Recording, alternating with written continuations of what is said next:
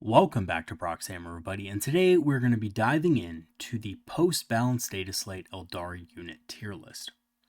So the balanced Dataslate has dropped a little bit ago, and the meta has changed with several of the new introductions, primarily the detachments that Space Marine players got, and the new unit, the Victrix Honor Guard.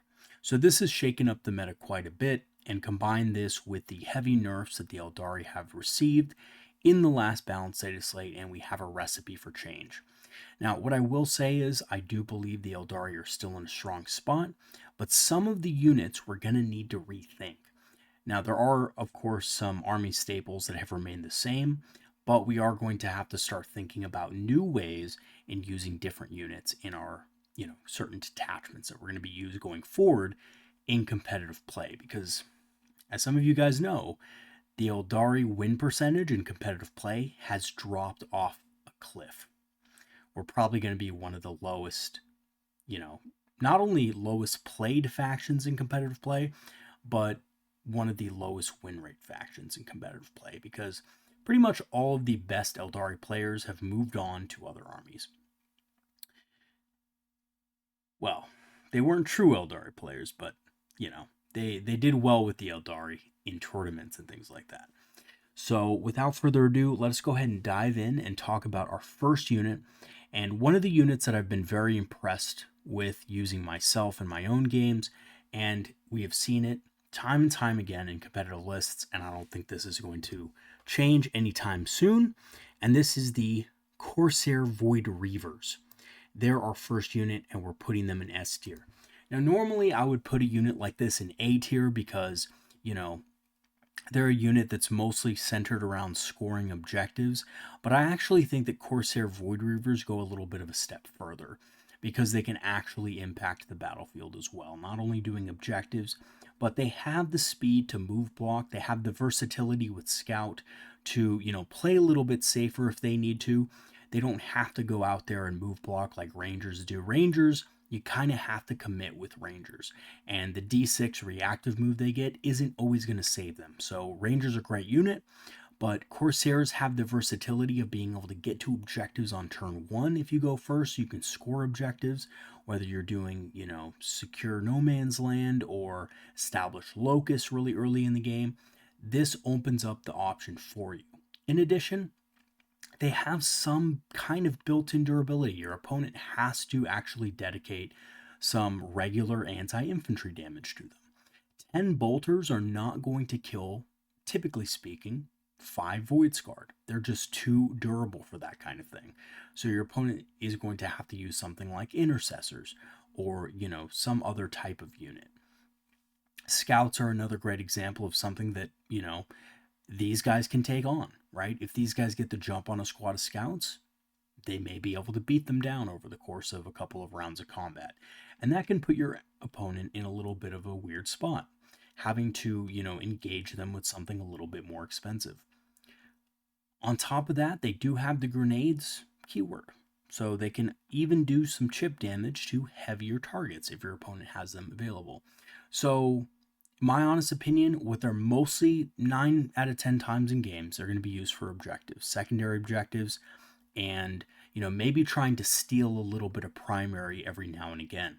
But occasionally, they'll be able to do some actual damage to something. And if your opponent is not careful with them, if your opponent disrespects them, then they can really do some hurt. They can kill lone ops quite easily, by the way. Something one of my opponents found out very quickly is that these guys can actually kill things like lictors on a regular basis.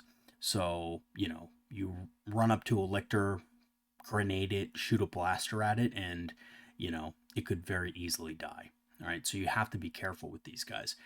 They are only 65 points as well, so they make great trades. Okay, so that is the Corsair Void Reavers. Let's talk about their cousins, the Voidscarred. Now, the Voidscarred are actually the opposite of the Void Reavers. They do not have a lot of power innately. A lot of their options come from the fact that they, have different specialists that they can use, but they have to be used in a squad of 10, and they're very expensive. They're 160 points for 10 models, which puts them, you know, kind of just a little bit below the range of Aspect Warriors nowadays. But of course, these guys aren't nearly as powerful as Aspect Warriors. Now, they're going to go in C tier. Now, I'm going to explain why in just a second, because I actually don't think at their face they look like a bad unit on paper. The reason why these guys are bad is because they don't really have a defined role, right? A lot of Aspect Warriors and different units in our army have a defined role, things that they are going to do on the battlefield, right? Like we just talked about Corsair Void Reavers. There are objective scorers. They have a little bit of primary control. They can steal objectives without OC2. They have a lot of things that they can do. The Voidscarred have an ability where they pick one enemy unit that they get precision and lethal hits against for the rest of the game. Now, there's a couple reasons why abilities like this are not really that good in Warhammer 40k. One of them being that your opponent can simply play around this, right? Your opponent has the knowledge that this unit will get bonuses against that unit and can thus plan accordingly. They can keep this unit away from that unit, or perhaps even if it's a strong enough unit, maybe your opponent doesn't really care about it too much, right? Like, let's be honest, the damage of this unit isn't that great. They do come with power weapons. They have 3 attacks apiece, so they have a little bit more attacks than Void Reavers, you know, coming in at strength 4, AP minus 2, damage 1. But lethal hits and precision aren't always quite as good as just rerolling hits, the things that the Void Reavers get. Now, I will say this, the precision can be very good if your opponent is sloppy with their, you know, character placement. If your opponent just kind of leaves a character out in the open or somewhere where these guys can get to it, that can be very effective. Shooting a character out of a unit and then charging in, doing a bunch of damage can seem like a really good, powerful thing, especially for a unit that is under 200 points. To be able to kill a character maybe worth 80 points, charge in, do a bunch of damage to that unit, tie them up, waste their resources. It sounds really good, but against more serious players, better players, they're just not going to allow this to happen, right? So that's one thing. The other thing is the ranged weapons aren't really all that great without the rerolls. You're hitting on 3s normally, that's pretty average for the game. You have the option of taking a Wraith Cannon, which has been nerfed, by the way, in the Codex. Not as good as the Index days, doesn't have dev wounds. And you get 2 blasters in the unit. Now, the blasters are pretty decent, but again, you know, is having lethal and precision against one unit in the game better than just having rerolls of one or just rerolls against units on objectives as the Void Reavers do for a much reduced cost? And the answer is no, right? You can get more Void Reavers, you can equip them with the same weapons, they lose lethal hits and precision, but they just gain extra damage in general with those rerolls. Now, the other thing this unit has access to is the specialists. Now, the specialists are good. Well, at least one of them is, which is the Psyker in the unit.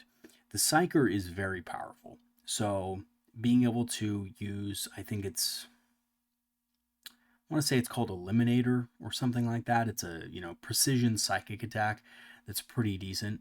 Again, that's good, but I just don't see it being, you know, worth the cost in general. So this unit is kind of a jack of all trades unit that doesn't really succeed in any one place, and it just has better options out there. So when I put it in C tier, what I really want to see happen is the ability just being against every enemy unit.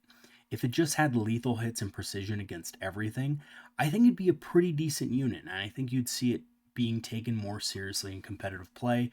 Maybe occasionally in a Seer Council list, you'd see a unit like this. But only being able to choose one target means that this unit, unfortunately, is just not going to be a serious competitive choice because it gives your opponent a lot to play around. Okay, up next we have the Farseer Skyrunner.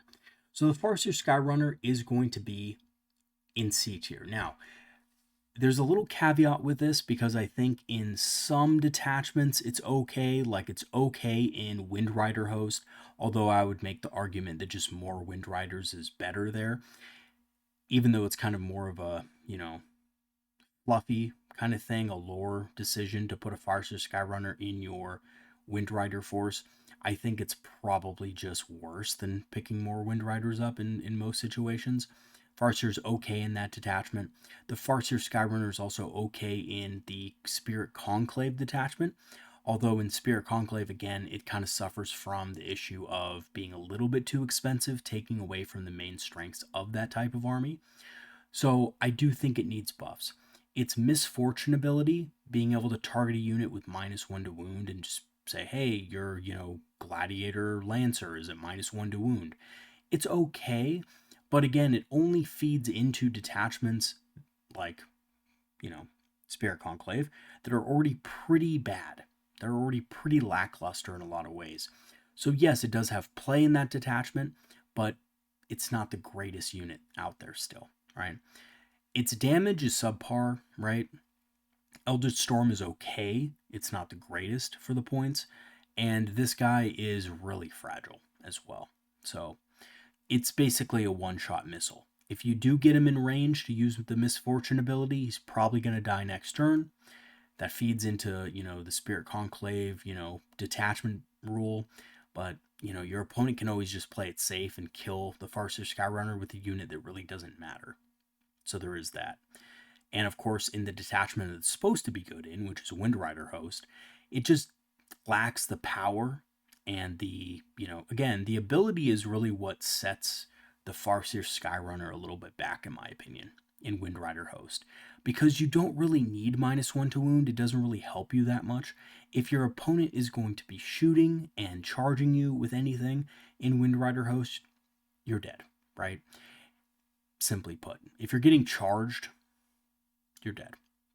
Windrider Host is not really that durable. It's actually one of the biggest glass cannon armies in the game.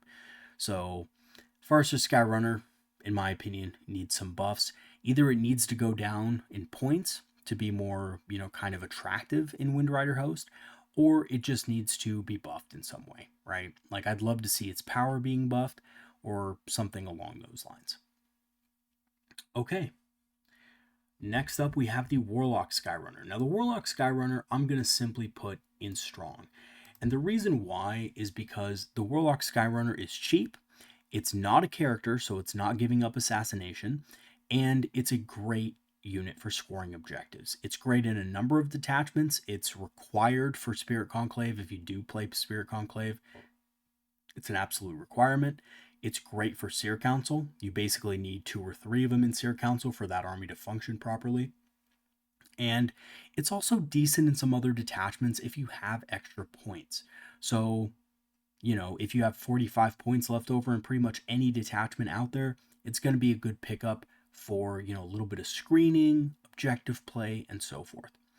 I really like this guy, and honestly, his damage isn't terrible. He does ignore cover, so even when he's alone, by the way, according to the FAQ, he does ignore cover. Check that out in the FAQ before you comment on that.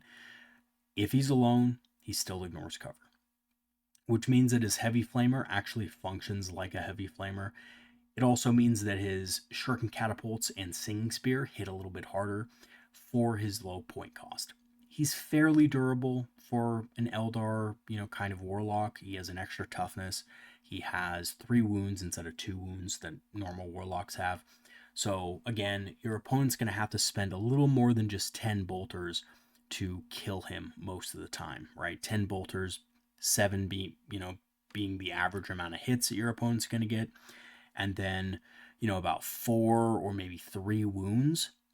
And then, you get a 4+ symbol save. So, most likely, unless you roll really bad, you're going to be saving him on 1 or 2 wounds, which is nice. And that means your opponent, again, has to take him a little more seriously. And that means better trades for you later down the road. So, really good unit. Honestly, I have a couple of them myself. I've run them in several different types of lists, and I think they're awesome. They're really good. Now, they're not an S tier because they're not really an auto take, right? I mean, there's something they're strong for the points, they're good for the points, but it's not something you're going to take in every single list. And a lot of detachments, it's going to be kind of like just if you have extra points. And in the detachments that you need to have him in, very detachment specific, he is just a requirement, but he's more of a supporting unit, right? He isn't necessarily something that's going to just absolutely be the core of the list, but he's a good support. So yeah, A tier for the Warlock Skyrunner. Next up, we have Eldrad. Following our trend of Psychers, Eldrad is strong. He's good. Eldrad is in most lists because he provides an extra command point.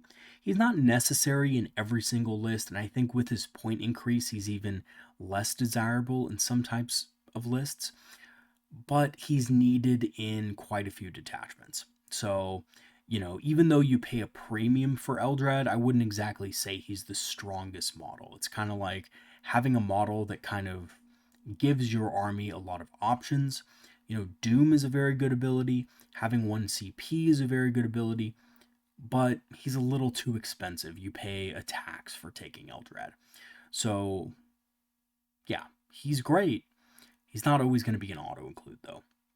So it's really detachment dependent, and that's why I'm going to put him in A tier. I am going to put him above the Warlock Skyrunner, though, because I think actually he's a little bit stronger than the Warlock Skyrunner in general, because when I really think about it, he's used in most detachments. I think Aspect Host really doesn't want Eldrad, doesn't really care about having Eldrad in there. Ynnari can't even take Eldrad. Spirit Conclave may or may not want Eldrad, just really depends on the build. You look at something like Warhost, that has a lot of good stratagems. You're probably going to want Eldrad in there. You're probably going to want him in Seer Council, Guardian Battle Host, and what's the other one I'm thinking of? Oh yeah, Windrider Host. Because, weirdly enough, Windrider Host uses a ton of stratagems, so you're going to want him in there. But that's really the only reason you take Eldrad, is just for the extra CP and the occasional Doom. There's nothing else that he has. His melee capabilities are awful. By the way, to put it in perspective for you, if you compare Eldrad to other factions like leaders that give 1 CP, he's kind of lower on the radar as far as power. So comparing him to things like Azrael, I believe also gives 1 CP. Azrael is just straight up better than Eldrad, right? And I hate to say it like that because I think Eldrad's the GOAT personally, because I love his lore and stuff. But Space Marines just have it better. Other factions typically have just better characters that give CP. Not always. Don't quote me on that, because I know some factions have characters that aren't really meant for that or whatever, and that they have characters that give 1 CP that are kind of weak. But Eldrad's kind of, as he's getting more expensive, I'm kind of feeling that he has less impact for the points. So, really good model. Still need him. 10 points isn't that big of a deal. But, compared to some other characters out there that do the exact same thing and give the army CP, not as strong. All right, let's go ahead and look at the Spiritseer. The Spiritseer is C tier, but I do think he's better than the Farseer Skyrunner. So we're going to put him right here. Now, the problem I have with the Spiritseer is, first of all, he's only good in 1 detachment. And you're only going to take him in 1 detachment, and that's Spirit Conclave. The second thing about the Spiritseer is, unfortunately, it's very weak if your opponent knows what it does. So it's very easy to kill. Fast jump infantry that can get line of sight to him, throw a grenade at him, on average will kill him every single time because he only has 3 wounds. And that's the first thing, right? So he's very fragile. And I've always thought to myself, why would you give a character like this only 3 wounds? It just doesn't really make sense to me, right? Because it kind of straddles that line of being killable, but not a guarantee, right? On average dice, it's not a guarantee that you kill a 4-wound model like a Farseer, for example, with grenades. Also, Farseers can be taken in units, so it's not an easy kill. It's not a give me. The Spiritseer is a give me kill. 3 wounds, and it has a very strict requirement to be within range of Wraith units. You need to be within 12 of Wraith units in Spirit Conclave to get the Battle Focus ability, which is the detachment rule. So you need to keep it close to Wraithguard and Wraithblades. Wraithguard and Wraithblades have really short range, so you can't really keep this guy safe escorting Wraithblades and Wraithguard up the battlefield. Second, to be able to revive a model, you need to be within 6 inches. It's like 6 or 9 inches. It's really short range. I actually think it's 6. So to be within range of a unit to revive them or, heal them, 6 inches. That's pretty ridiculous. So there's that. He is a lone op within 3 inches of a Wraith unit. But again, when enemies are close to him, lone op doesn't matter. It's not a form of protection. So he often just dies before he can do anything, and that's a real shame. Because Wraith units need him in that detachment to do well. Now, like I said, you could also use the Warlock Skyrunner in that detachment. I personally think Warlock Skyrunners are much better than the Spiritseer in many ways. They're cheaper, they're faster, they're not characters, so your opponent's not getting an easy assassinate. But Spiritseers are cool, man. We want to be able to use Spiritseers in that detachment, but they just don't do that well. And their Spirit Mark ability is something that also kind of sucks because it requires both the Spiritseer and the unit to have line of sight to the opponent. And what do you get for this? Sustained hits. You get sustained hits for this, which is, again, not going to do anything for, Wraithguard with D-Sights, which is the strongest Wraith unit. So, not really that good. I wish they had changed it to dev wounds or something like that. That would have been much better. But, Wraiths, of course, have to pay for the sins of the index. Now, what I will say is for all of those people out there that really hate Wraiths because they suck right now, just think of this. 11th is around the corner, and I guarantee you Wraiths they're gonna have to find a way to make Wraiths good again so that they sell boxes. That's just simple math, right? So Wraiths are gonna be good again. They're not gonna be bad forever. So don't sell all your Wraiths. I made the mistake mainly because I was kind of forced into it by, personal situations, but if you have Wraith Lords and Wraithguard just sitting on the shelf, just hold on to them. Hold on to them. They will be good again. I'm sure of it. But as for now, they suck. And unfortunately, I think the Spiritseer needs some serious buffs. I think being able to join it to a Wraith unit again would be great. Just to have the option, right? It can join a Wraith unit as a leader, or it could just be a lone op if you want to, right? Depending on the matchup. That way you have a little bit of flexibility. Also, I think some of the ranges should be tinkered with. I think 18 inches is a good range for it to be within a Wraith unit because these are specialized Wraith Psychers, right? So regular Psychers need to be within 12 of a Wraith unit for it to get the +1 to hit and the extra leadership. That's fine. That's totally fine. But if you're a Wraith specialist like a Spiritseer, I think you should be able to get 18 inches on your ability. So that gives it a little bit more safety as well. So increase the range of its Spirit Mark abilities, increase the range of its Revive ability to 12, increase the range of its, +1 to hit and, +2 leadership to Wraith units, which is a ridiculous notion, which I'll get to when I talk about Wraiths, but increase it to 18 so that they get a little bit more of a bonus, so that there's more of a reason to take these guys in a Spirit Conclave list.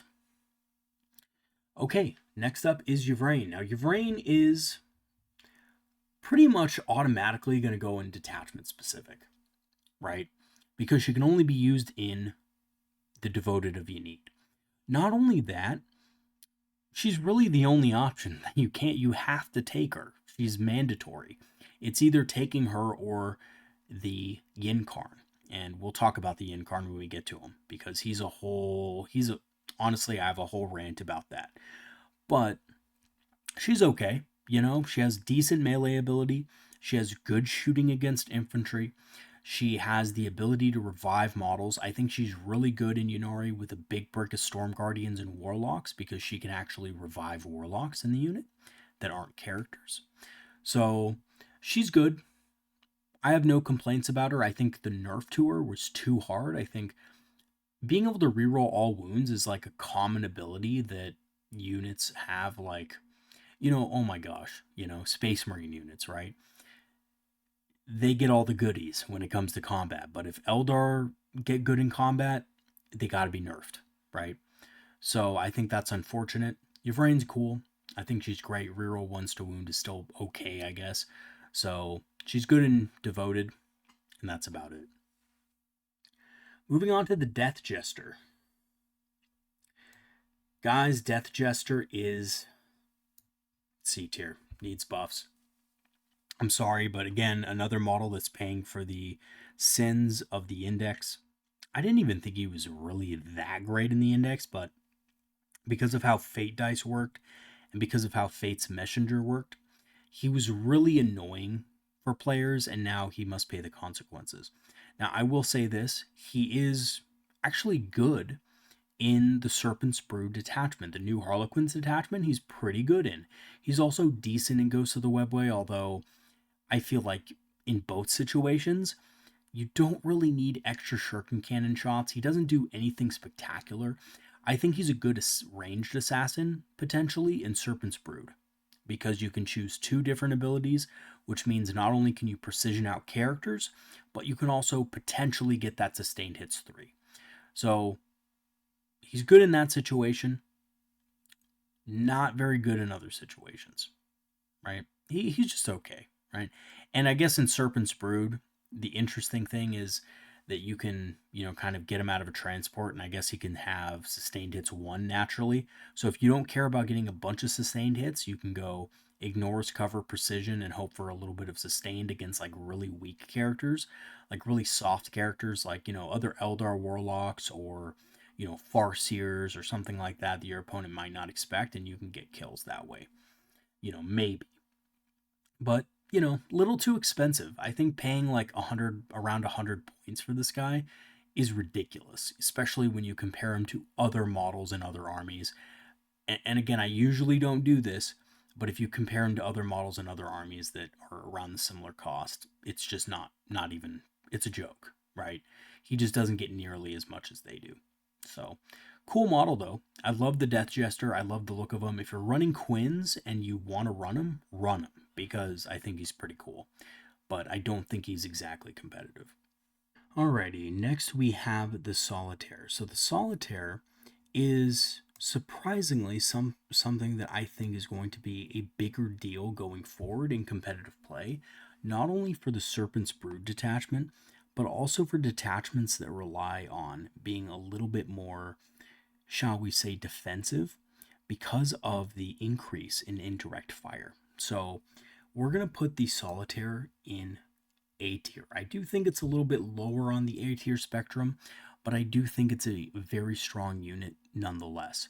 So the Solitaire has a couple of advantages when comparing them to Howling Banshees, which is the, kind of, apt comparison for a heroic fights first kind of unit. So the Solitaire is a lone op, first of all, which means that indirect fire is going to be non-existent against him. And this works well in a couple of detachments. The first one is going to be obviously Seer Council, right? So Seer Council, this works really well in. Seer Council and Guardian Battle Host, I should say, are both detachments that benefit greatly from having a fights first unit that can't just be indirect fired off the board. They're going to be very good into this. Desolator Marines are something that can easily take out Banshees left and right. The Solitaire will be immune to this. So that's the first couple of things, right? A couple of detachments that are good with them. Those 2 are great. I think this guy's actually going to be a niche pick in a lot of competitive Eldar lists going forward, weirdly enough. The next thing is in Warhost, because again, he has some of the same benefits. Now, in Warhost, you are just going to have Banshees, right? That's a given. But you might also have this guy, just depending on the matchup. If you don't want to use your Banshees more defensively and want to use them aggressively, then you can do that before indirect fire has a chance to really just lay into them, right? So you might see him in Warhost. The last thing, of course, the obvious, is you're going to see him in Serpent's Brood and Ghosts of the Webway, right? The Harlequin detachments he's very good in. So I think he goes a little bit beyond just being detachment specific. I think he does have play in more defensive kind of detachments. And I honestly, I'm curious to see if my predictions come true and he does end up showing up in a little bit more lists. Now, the only disadvantage this guy has, in my honest opinion, is that he is very swingy. He does hit on 2s. He wounds most characters on 3s if you're using precision, or most units on 3s with AP -2. This can be semi-negated by something like, Armor of Contempt, or if your opponent has a -1 to hit or a -1 to wound ability, this can be a little tricky for him. But I think if used defensively, he kills enough enemy models to make it so that the unit that, whatever your enemy charges into will survive. And that's really what he's there for, right? He's a little bit more squishy in combat than, a squad of Howling Banshees and Jane, or a squad of Howling Banshees and an Autarch, but he is also half the cost of that combination, right? 115 points, a little bit steep, but if you're immune to indirect fire most of the game, you do give your opponent something to think about. All right, next on the list, we have the Ynnari Archon, and we're just going to put him in need serious buffs immediately. He's a worse choice in almost every way than the Voidscarred. He does give a little bit of CP reduction, but again, he's also worse than an Autarch, which does the same thing and can't join Incubi, for example, but, we'll be able to join Howling Banshees, and in a Ynnari list, it's kind of the same thing. If, an Autarch is better with Howling Banshees than a Archon is with Incubi, right? And again, you have the Voidscarred, who is just better, right? Voidscarred gives Incubi fights first. The Voidscarred is a great combatant himself. And, the Archon really doesn't do anything for Incubi. If they're damaged, he gives them, some rerolls to hit. Big deal, right? I just feel like that's not that great. So, yeah, he's going to be in C tier, and yeah, he's just not really worth taking for the Ynnari. Okay, next up is the Warwalker. I'm going to put the Warwalker in A tier. Now, you might be a little surprised why. The Warwalker has generally been something that's only really good in a couple detachments, but I do think it's kind of risen in popularity because of the nerfs that we've seen to Fire Dragons as a supplemental anti-large, as well as something that can actually just debuff enemy units just enough so that other things in your army can tackle large targets. So one of the biggest things, or biggest reasons I should say, as to why, anti-infantry type guns are bad against large targets is because they have a low AP, right? They have a lot of shots. We do have access to lethal hits in this army, but the problem is the low AP. So Warwalkers do help with that. For example, in Seer Council, you have the Warlock Conclave. They have, strength 7, AP -1 weapons. You have a lot of attacks. They can actually do some serious damage against knights with all the buffs that they get. But the Warwalker is key to this, because not only being able to,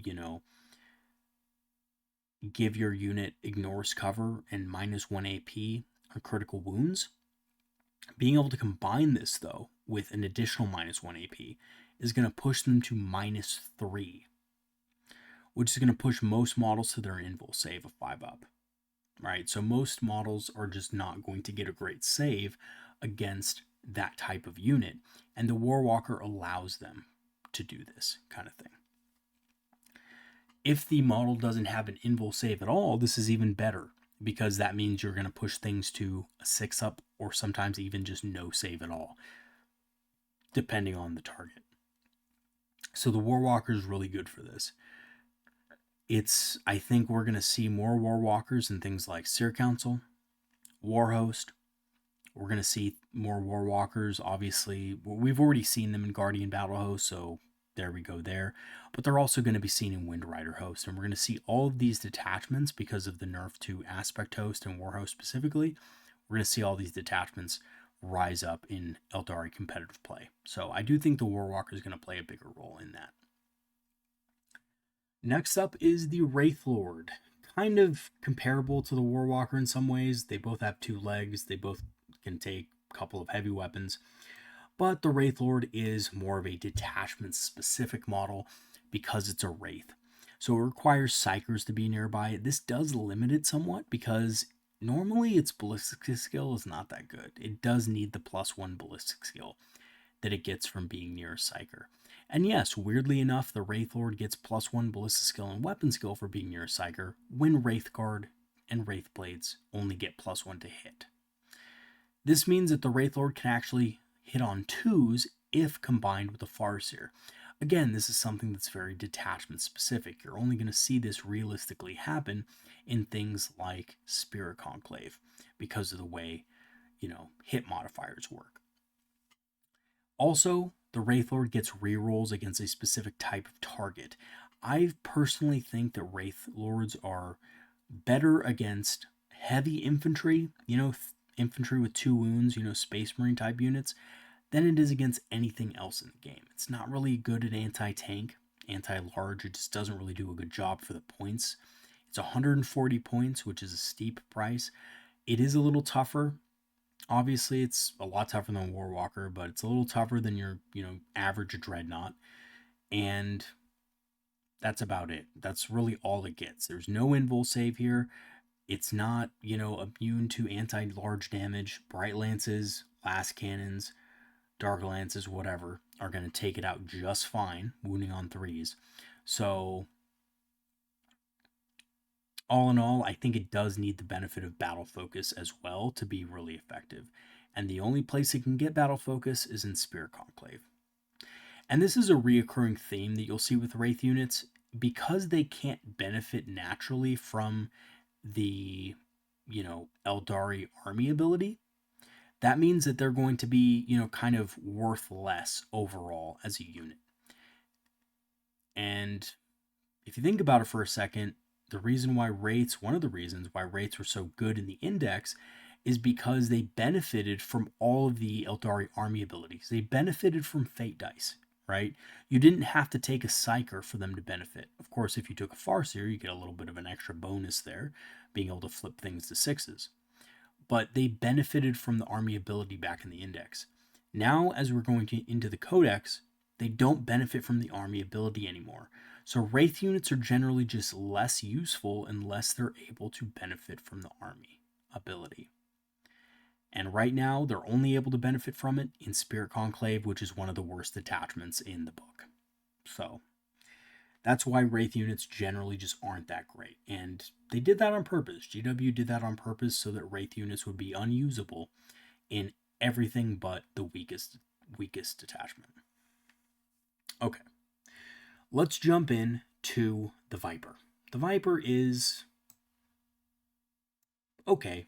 I think it's really only useful in Windrider Host and maybe in some other things. I think it's okay in other detachments. It can be used, but in any situation where you'd probably want to use a Viper, it's probably in Spirit Conclave. It's probably in Spirit Conclave just because of the -1 to hit debuff, and it's a good action monkey type unit. That's about it. It's lost a little bit of value in Spirit Conclave because of the change to star engines, so you can't just move it really fast and still do an action anymore, which really sucks. So that is a shame. I think in Windrider Host it's great for like scoring fixed secondary objectives and just kind of being a little bit tougher than like 3 jet bikes or whatever for the same role. But yeah, that's about it. I don't really have much of an opinion on the Viper. I think it's good in Windrider Host, and outside of that, it's kind of lackluster anyway. Being able to kind of say, oh, this is going to be at -1 to hit next turn. Yeah, it's nice. It's nice, but it's not going to really save you against anything serious, right? Like if you have a Wraith Knight that's exposed, for example, in Spirit Conclave, a -1 to hit is not necessarily going to help you if your opponent has 2 Gladiator Lancers aimed at it, right? Like a -1 to hit to one of them is just okay. It's not that great, especially when you consider those models can get rerolls to hit with Oath of Moment and with their own ability. So, it's okay. It's okay. Let me know in the comments if you guys think anything better of Vipers. Personally, I just think they're average. Nothing special. Okay, moving on to the Wave Serpent. The Wave Serpent for a long time has been a staple in Aspect Host and Warhost. I think this has quickly disappeared with the nerfs. I'm going to argue that the Wave Serpent is C tier, needs serious buffs. It originally was 110 points at the release of the Codex. This was, or 115, excuse me, and now it's been increased to 125 because it was really good with Skyborn Sanctuary. So they kind of nerfed that combo before anyway because they increased the cost of transports and Aspect Warriors. They nerfed several of the Aspect Warrior units right away when everybody was playing Aspect Host and Warhost in competitive play. Mind you, the win rate still wasn't that good in the beginning. It was okay for a new release codex, but the win rate of Aspect Host and Warhost were not that good initially. It was the Ynnari that were really good. And of course, a lot of things got nerfed along the way. The Wave Serpent was one of those things caught in the crossfire along the way, but in this last balanced data slate, with the nerf to Skyborn Sanctuary, there's really no need for Wave Serpents in a lot of builds. So Wave Serpents you're still going to see them occasionally. I think, a Zerman with 10 Dire Avengers is an okay Wave Serpent thing, I guess.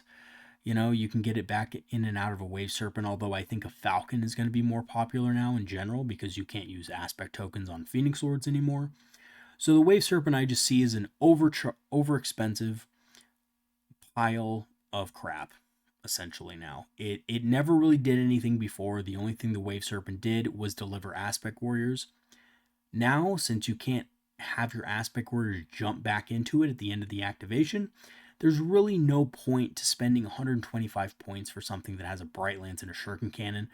I can't remember the last time my Wave Serpent actually killed something. I really, really can't. Because honestly, they don't have any damage. Their durability is a little bit laughable, to be honest. Not really a lot of durability there. Toughness 9 with a -1 to wound against things that are higher than its toughness is just okay. So things are mostly wounding on 4s against it, but 13 wounds, it just has an average number of wounds for a vehicle its size. And that's about it. Has an invul save of 5, might survive a Predator Annihilator, maybe. That's really all I have on the thing. It's not really that good, and it's way too expensive now. I think, honestly, for it to be worth it again, it needs to be brought to like 105 points or something like that. Like just over 100 points, maybe 110, but it needs to be dropped significantly in points for it to be even close to worth it, if at all.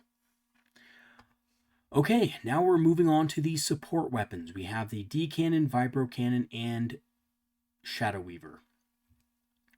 Now the first is the D Cannon. I think the D Cannon is very good in one single detachment, and that is going to be, and we're going to actually move it to the top, or we'll move it right behind Yvraine, and that's Guardian Battle Host. All right, so in Guardian Battle Host, it can hit on 2s if it has direct line of sight and its unit is on an objective. That's really strong. Furthermore, in Guardian Battle Host, you're going to be taking a lot of Guardians anyway. So you're going to be putting these in Guardian Defender squads. They get bonuses. You can reroll wounds with certain stratagems and so forth. So triple D Cannon or double D Cannon in a Guardian Battle Host list can actually dish out a lot of damage over the course of a long game. Now, a lot of people will make the argument that Fire Dragons are superior to the D Cannon in a lot of ways. They're very similar in points. Fire Dragons are actually 5 points less than the D Cannon platform, and they do a lot more damage. Here's the argument that I would make, though, is that with Fire Dragons, you're getting 1 turn of activation, right? You're going to jump in, you're going to shoot something, maybe kill it, maybe not. I mean, depends on the target. But you're going to do some damage hopefully, to the target, and then you die. The D Cannon, it has 24 inches, so it can reach much further back. In Guardian Battle Host, you're hitting on 2s. You're not rerolling, but you're hitting on 2s, which is really important. Fire Dragons do get the reroll. And you can fire multiple times over the course of the game because you have much more safety, because you're in a Guardian squad or you're firing from indirect. Now, I will say this. Indirect fire is not ideal but it does give you an option if your opponent is hiding their vehicles from you. So if your opponent wants to hide their vehicles behind some terrain or whatever, you could just potentially just pop them right behind terrain so they can still be destroyed. Not the greatest thing ever because you're hitting on 4s, but you could get lucky with it. With fire dragons, you're not going to be able to maybe get there, and you're not going to be able to kill anything. So best case scenario with D cannons in that situation is you get the kill. Awesome. You roll the 4+ that you need. Worst case scenario, you don't do any better than fire dragons would have done because fire dragons would have just not been able to reach, right? So I think D cannons are very good in that detachment specifically.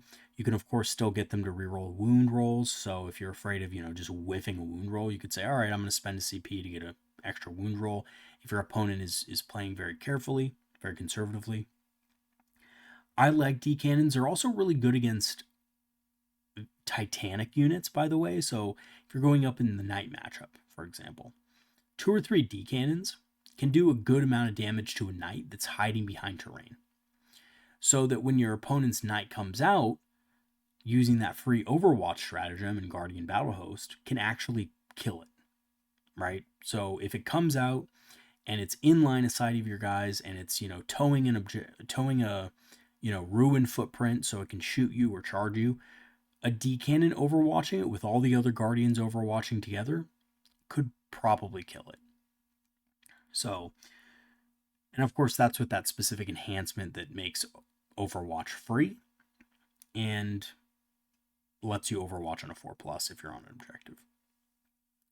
So I do think it's good in Guardian Battle Host. I don't really think it's that great in other detachments, but I suppose it could be used in other detachments. I think the combination of being able to reroll wounds and +1 to hit make it extremely viable in Guardian Battle Host. Next up is the Vibro Cannon. The Vibro Cannon is in the same place, probably a little bit farther back, but basically in the same place as the D Cannon. It's extremely good in Guardian Battle Host. Being able to get that +1 to hit is really effective. And on top of this, if you have 3 of them, and they're really cheap, they're only 60 points apiece. If you have 3 of them, the last Vibro Cannon in the bunch is hitting at an insane strength with insane damage and armor penetration. So you can get the last Vibro Cannon to basically do a ton of damage, like basically 33% of the health of a Knight. You can get it to do like 12 damage to a Knight for 60 points. And the other cool thing about it is that last one in the bunch can be targeted with stratagems to reroll to wound and stuff like that. So you can make it hit extra hard against something that's kind of out in the open.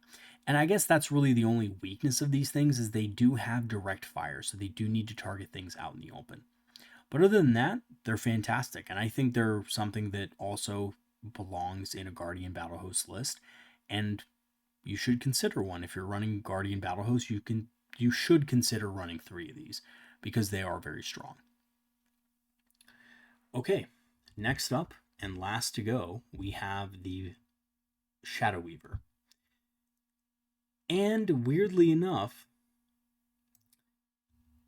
I'm going to put this in B tier as well, but at the end here. Now, here's my thinking. And my thinking is that I can't really put it in A tier because it's not really a strong unit. And it's also not really as detachment specific as the other things in this list. But I do think it's kind of good in a way. And maybe this is crazy, this is a wild take, but I think with the introduction of Victrix Honor Guard and all the reactive moves that Space Marine players have now, basically having a Shadow Weaver that can target an enemy unit like a Victrix Honor Guard and force it to make multiple dangerous terrain checks in a single round is really good. And potentially can cause a lot of damage. So let me explain my thought process here. The Shadow Weaver has an ability where if you hit an enemy unit, they're snared. And basically what happens is every time that enemy unit makes a normal, fallback, or advance move, they have to roll the dice for each model in the unit. On a roll of a 1, the unit suffers a mortal wound.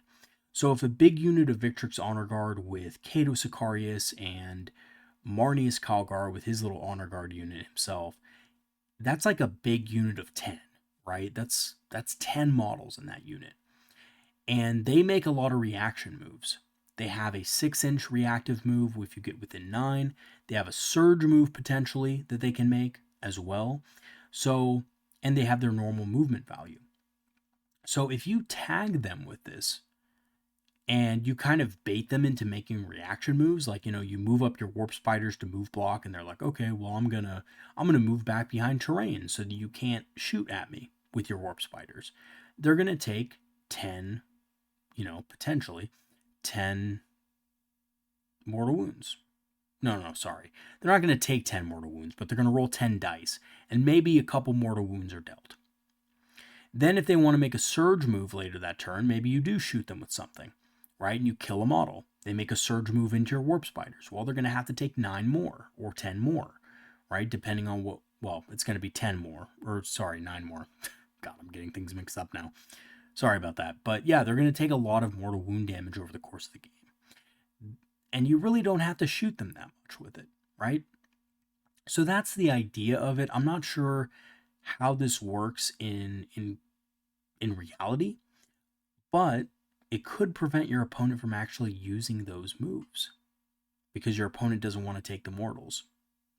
So this requires more testing on my part because I haven't tested this out yet, but I think in theory, you could see people, running a Shadow Weaver in their Seer Council lists or in a list that's a little bit more defensive in an effort to kind of, control their opponent a little more, especially if they're playing an army with a lot of reactive moves like Ultramarines. Let me know in the comments what you guys think about that combo. I think it can potentially be very good. I'm just not quite sure. I'm not 100%. I think surge moves count as a normal move as well, but let me know if I'm wrong on that because that could possibly change my opinion on these things. Okay, up next we have the Fire Prism. So the Fire Prism is going to be in C tier, but I think it's a little bit higher on the C tier ranking. I'm going to put it ahead of the Corsair Voidscarred. I think it just needs to be cheaper, or its weapon needs to be changed in some way so that it has more shots. So if you made this thing, have 3 attacks with damage 5 at strength 14, I think it would be a lot better than what it is now.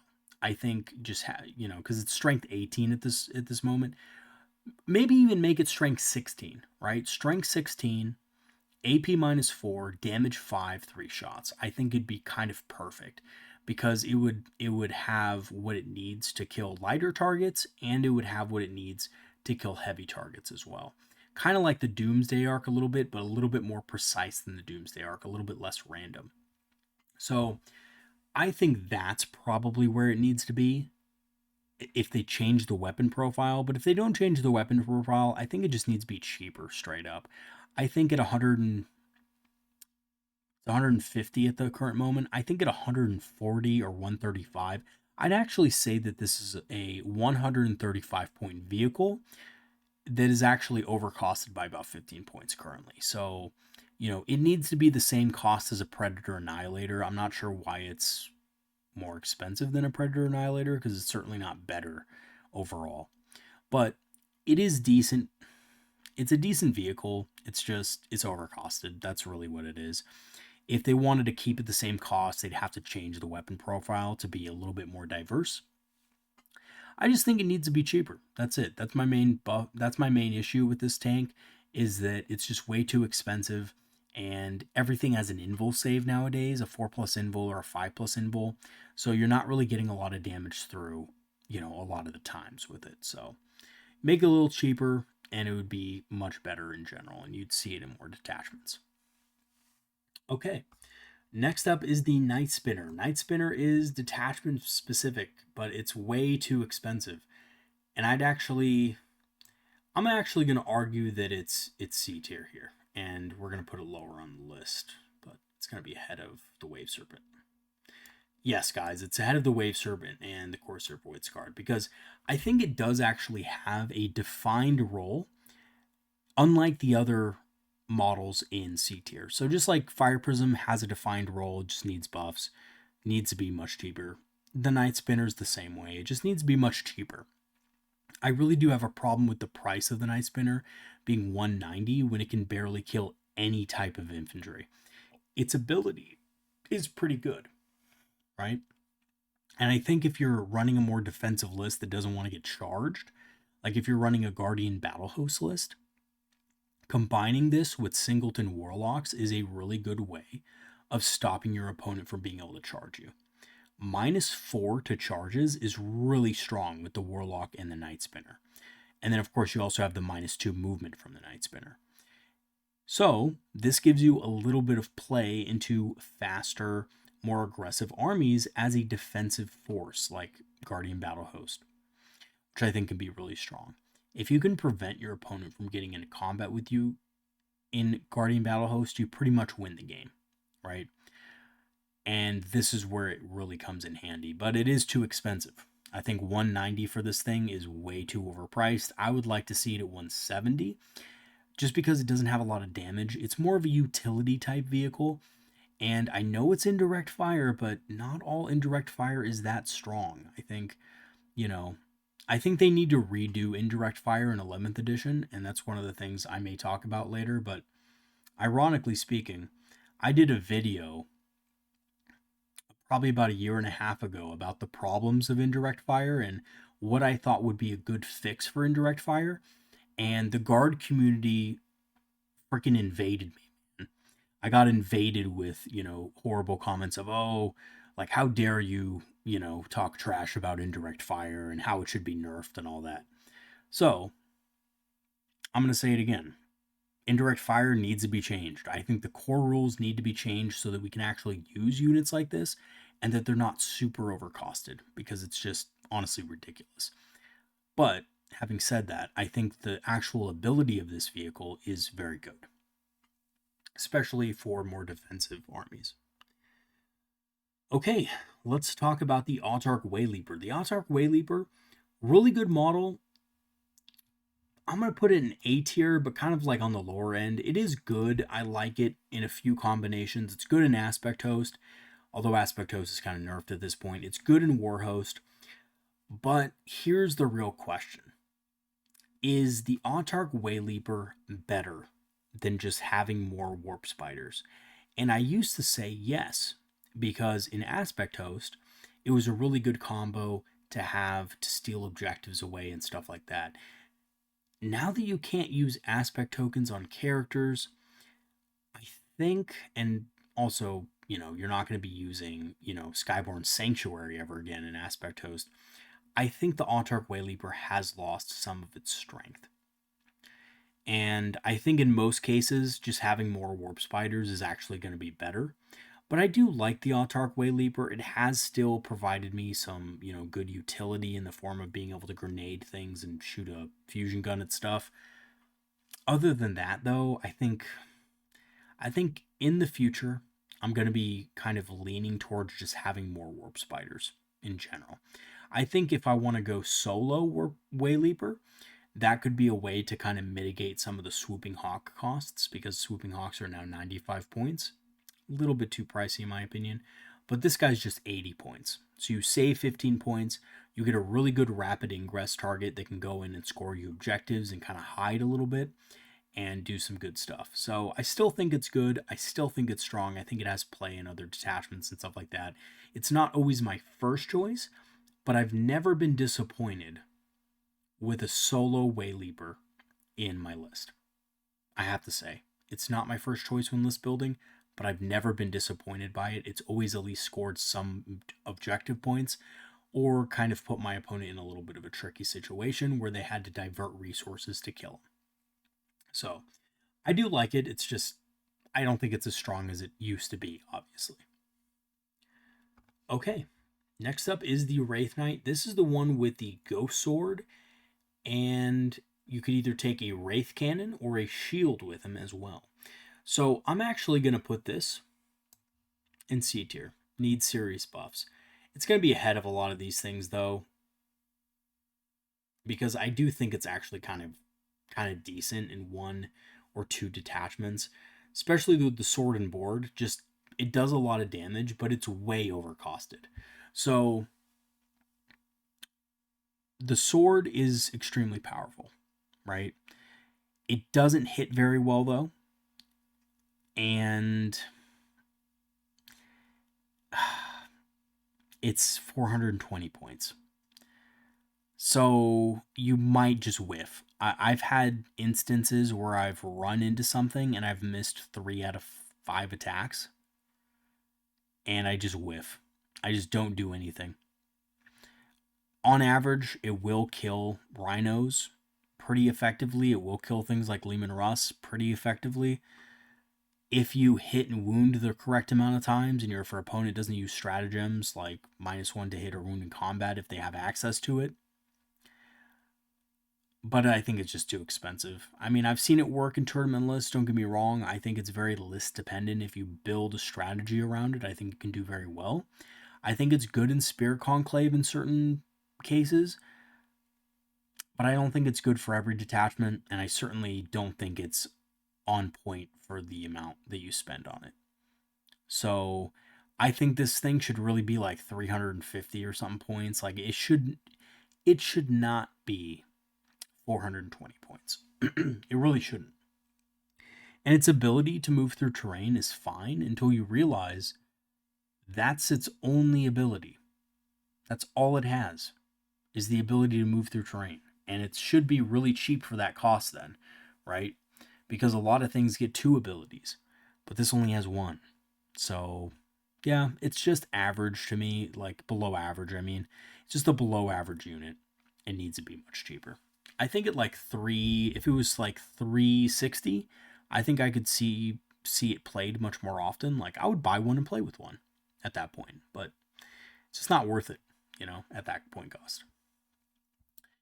Okay, speaking about Wraith units, next up we have Wraithblades. Wraithblades need buffs, guys. I mean, I think I'm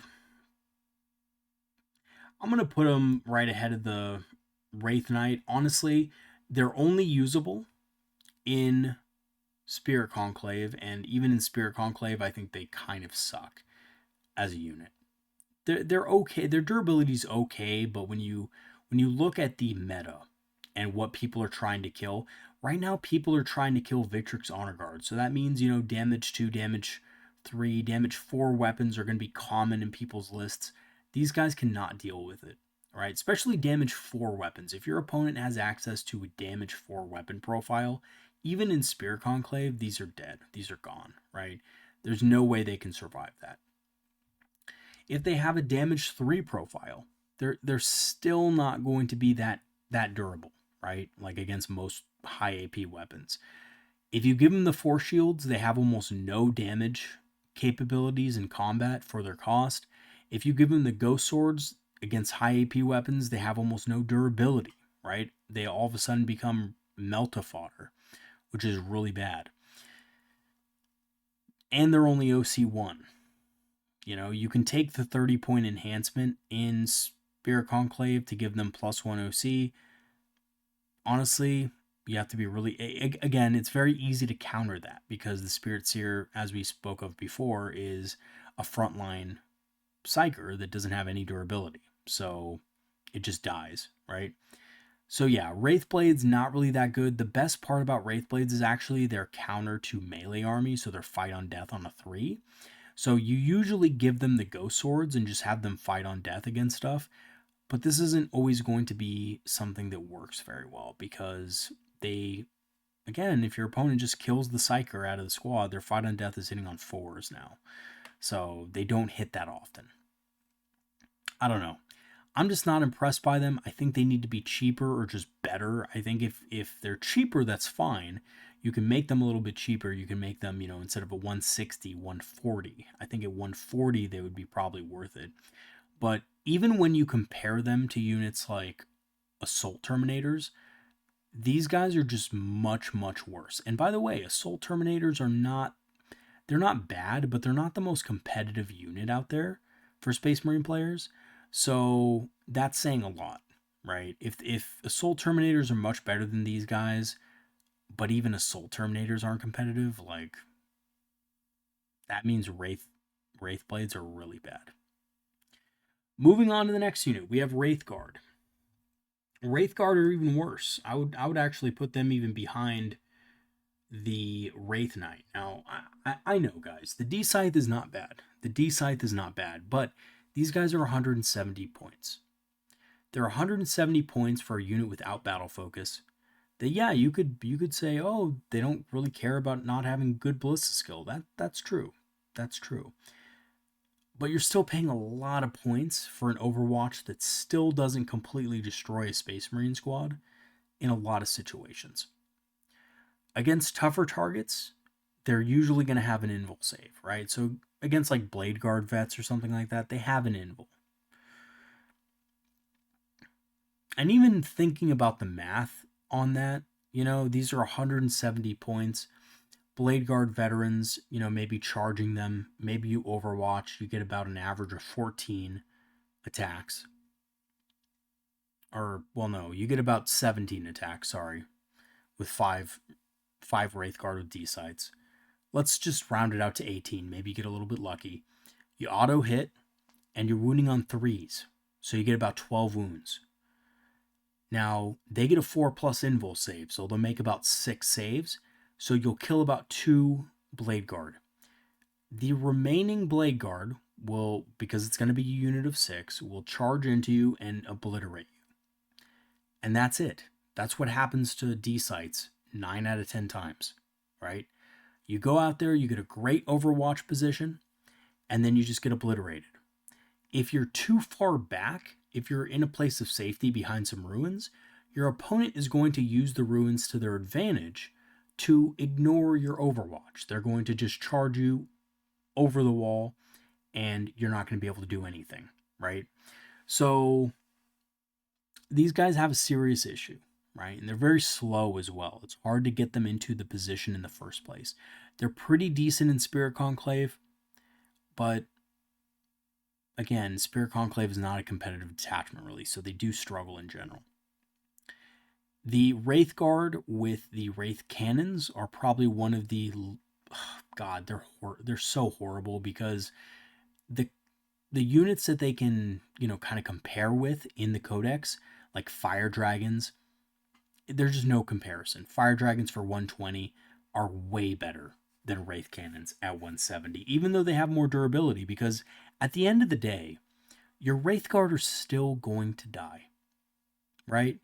Maybe your opponent has to dedicate something more serious to them, but because of their insanely high point cost, that's not going to be that big of an issue for them, right?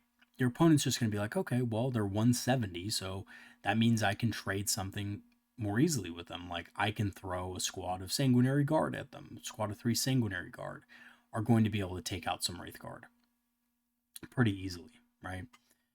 Or maybe I'm going to throw something else at them. Maybe I'm going to, just throw some Blade Guard at them or whatever. Or maybe I'm just going to shoot them with my Predator Executioner, and, they're just going to die anyway. So, yeah, I'm just not a big fan of the Wraith Cannons, personally. And I think the D-Sights are a little bit overrated. Okay. Next up, we have Dire Avengers. Dire Avengers are one of those units that they're aspect warriors, but they feel more like just upgraded guardians in a lot of cases because of their abilities. So I'm going to put them in detachment specific. I think they're still okay. I mean, their main use is as a kind of a bodyguard to Azurman, giving Azurman extra wounds, and basically being able to jump in and out of a transport. That's it. So I think they're good. With Azurman, they're good. In the right detachment. So if you are running Aspect Host with a Falcon, with Azurman in it, I think they can be quite good. Because you can give them lethal hits. So you can jump out of a transport, give them lethal hits, shoot something, obviously probably with a Falcon nowadays, right? Shoot something, get back in the reroll wounds, get back in the Falcon, rinse and repeat, rinse and repeat, all game long. That can be some good chip damage against stuff, so I think that can be a good combo. But they need Zerman, and I think by themselves, they're really only decent in Guardian Battle Host, and that's it. Like, that's it. I think they're just okay in other detachments. You know? They're okay in Ynnari, right? Devoted if you need. They can get lethal hits and ignores cover, which is really good. If you run them as a squad of 10, it's like, okay, they can get a bunch of lethal hits in this detachment, and they could, really get some good chip damage on vehicles and stuff like that, which I think Ynnari does need. But in a lot of cases, a lot of other detachments are just better choices for the points. Okay, next up we have Wind Riders. Wind Riders they're going to be B tier, detachment specific. And I'm going to put them ahead of Yvraine a little bit because I think they are really strong. And if they were a little bit cheaper, they would be good in other detachments as well. So I'm going to put them in the lead here. Now, why do I think they're so strong? Well, personally, I think Wind Riders have one of the best abilities for damage in the entire game. Reroll hits in combination with the weapons that have lethal hits or sustained hits. That's really strong. Second, Wind Riders have some of the best combos for damage in Wind Rider Host. So if you're running Wind Rider Host, they're going to be just absolutely slapping. There's one other detachment, actually two other detachments that are kind of good in. One is Devoted if you need, in which scatter lasers can get lethal hits and sustained hits and rerolls to hit, which is really good in Devoted if you need. You throw Ignores Cover on that, you throw a Warwalker into that, and that can be a very deadly combo if you're running Ynnari. Or in Warhost, where they can, kind of come in if you have a Shuriken Cannon, they can come in really close to an enemy unit. They can use, blitzing firepower so they can get sustained hits. They already have lethal hits. And if you have Lycus in the army, they can get both of those things on a 5+. Now that, ladies and gentlemen, is a really powerful combination. Getting lethal hits, sustained hits on a 5, and being able to just absolutely reroll all your hits and, fish for criticals. That can just absolutely wreck something. So that's really good as well. But they're really fragile, so expect them to die immediately after. Expect them to die right after that. But for the most part, you're only going to see them in Wind Rider Host because, that's the army. It's Wind Rider Host, and it's based on Wind Riders. Wind Riders do an insane amount of damage in the detachment, and they're the reason the detachment works. But I will say, I think 80 points for 3 is a little tiny bit too much. I think they should probably be up about 75 points for 3. 25 points per model seems just to me a little bit better if you're running a lot of them.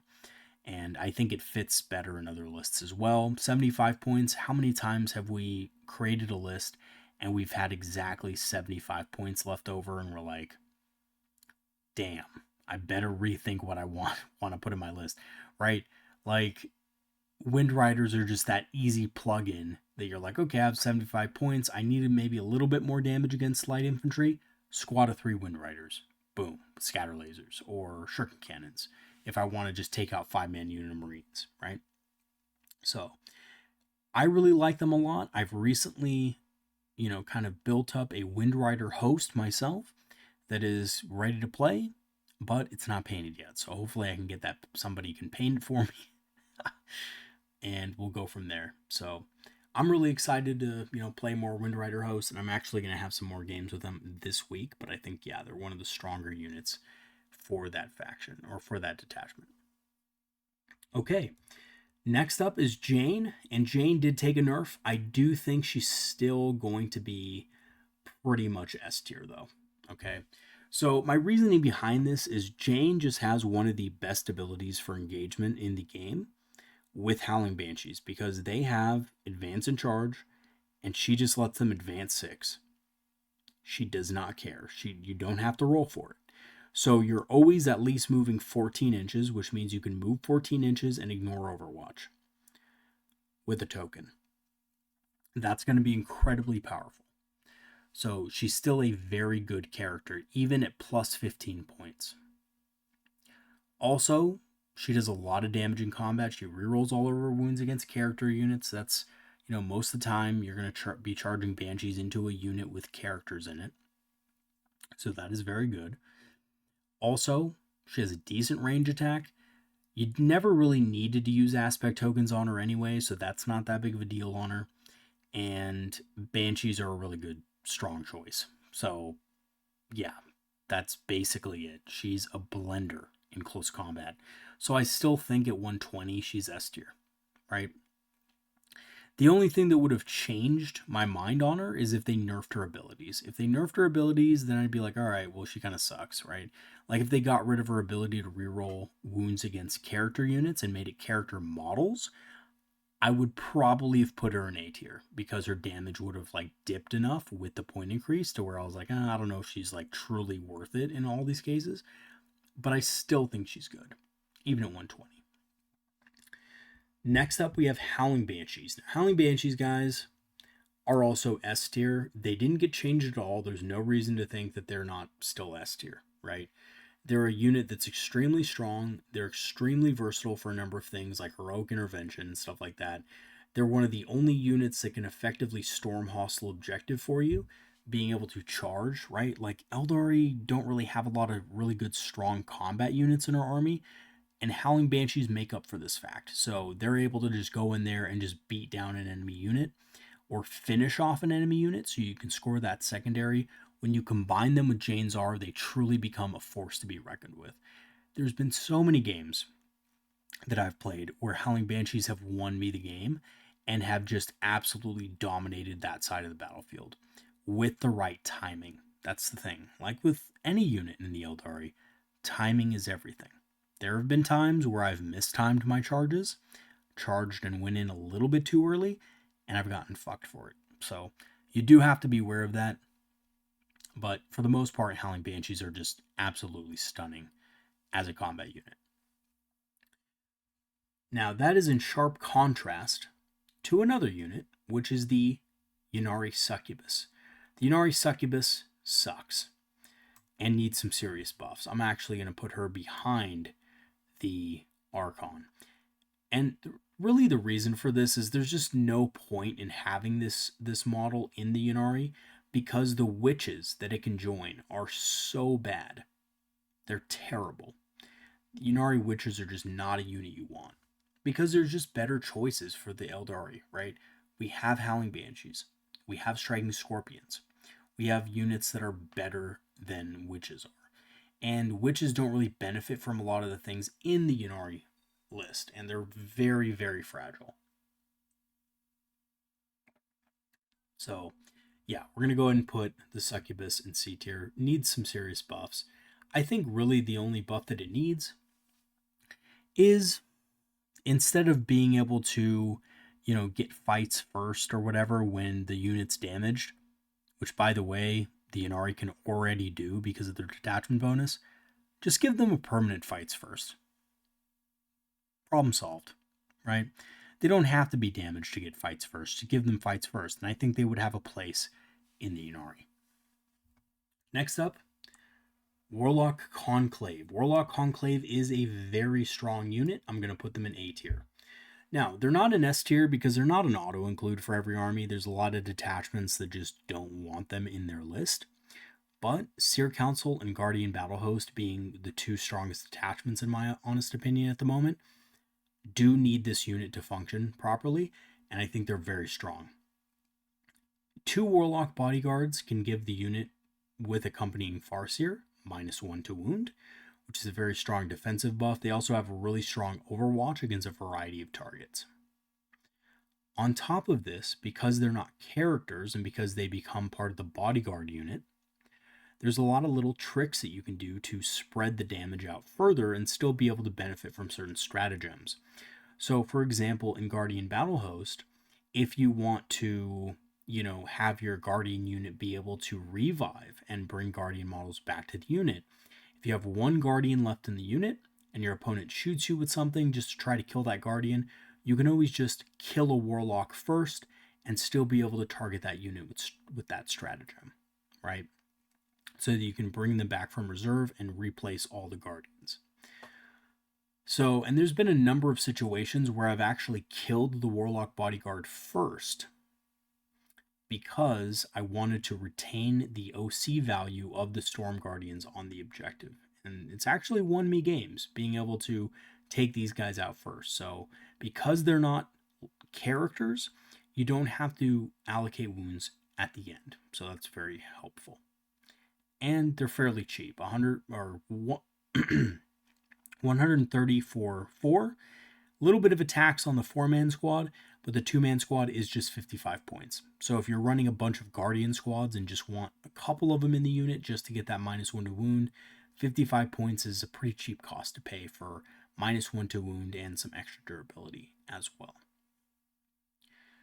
Okay. Oh, and also they're Psychers, obviously, so they can, be used in a Guardian squad in Seer Council to be affected by stratagems and stuff like that in that detachment. Next up, we have Guardian Defenders. Guardian Defenders are the definition of detachment specific. So they're really good in Guardian Battle Host. They're not really that useful elsewhere. I think they're okay in Seer Council as well. If you have a squad in Seer Council, that can be very good. If you have multiple squads in Guardian Battle Host, that's awesome. That's where they're meant to be. I don't think you really want to see them in other detachments, though, right? So if you're not running Seer Council or Guardian Battle Host, you typically don't see Guardian Defenders, and that kind of just makes them detachment specific. However, I do think they are good in those detachments, especially with Guardian Battle Host being able to give +1 to hit, -1 to wound, right? Or not -1 to wound, rerolls to wound with that stratagem. They become very deadly, actually, in that detachment. So, really like the unit. And of course, in Seer Council, being able to, have a Bright Lance that automatically hits in Overwatch is nice as well. So, they can be good in both detachments. And the free fade back is nice also. Being able to use fade back for free on these guys without having to spend battle focus tokens, and being able to use fade back on Guardian Defenders even if you've already used fade back on something else is pretty awesome. Next up is Storm Guardians. Storm Guardians are a strong unit. I'm actually going to put them right here in the lead. So top of A tier here. They did get nerfed a little bit, which is unfortunate. I don't think they're worth 110 points. I know some people will argue that. But they're basically the Eldari's only way of getting sticky objectives outside of, certain detachments. So I really am a big fan of this unit. I think over the course of the edition, they have gotten weaker just because, other units or other armies' battle line units have been getting stronger and stronger. You look at a unit like Intercessors, for example, which also have sticky objectives, and it's like, Intercessors are just obviously much stronger. Ultramarines are, and just Marines in general are, getting stronger. There's a big power creep with Marine factions at the moment, in my honest opinion. But Storm Guardians are still good, having said that. I do still think they're a good unit, even though they're not quite as powerful as they used to be comparatively.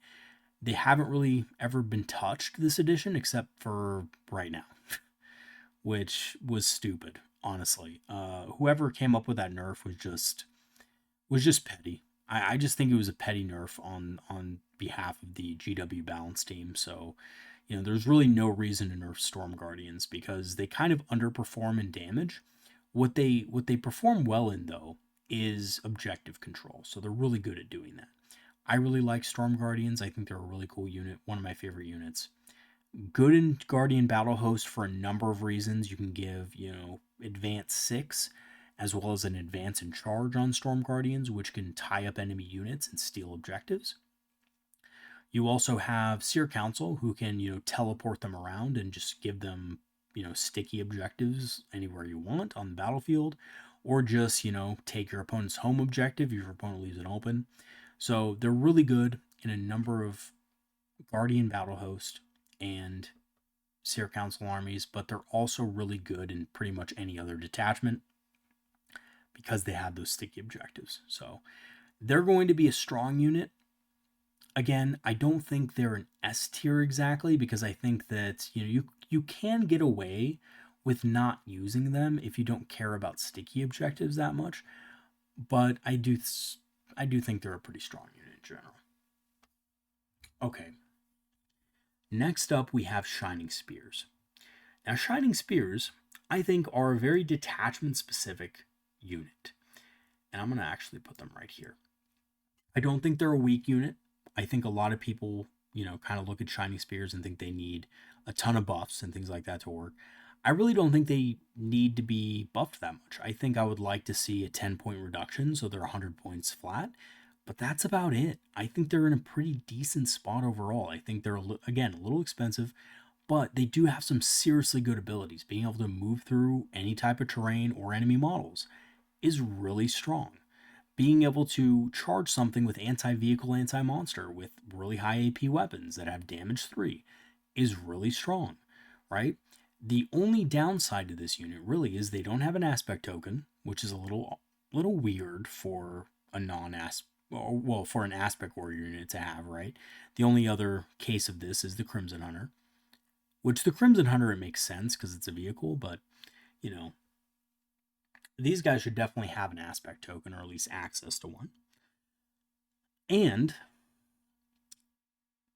the other thing is that they don't have any rerolls innately, so they need to get rerolls somehow. I think they're good in aspect host because they have the ability to get rerolls.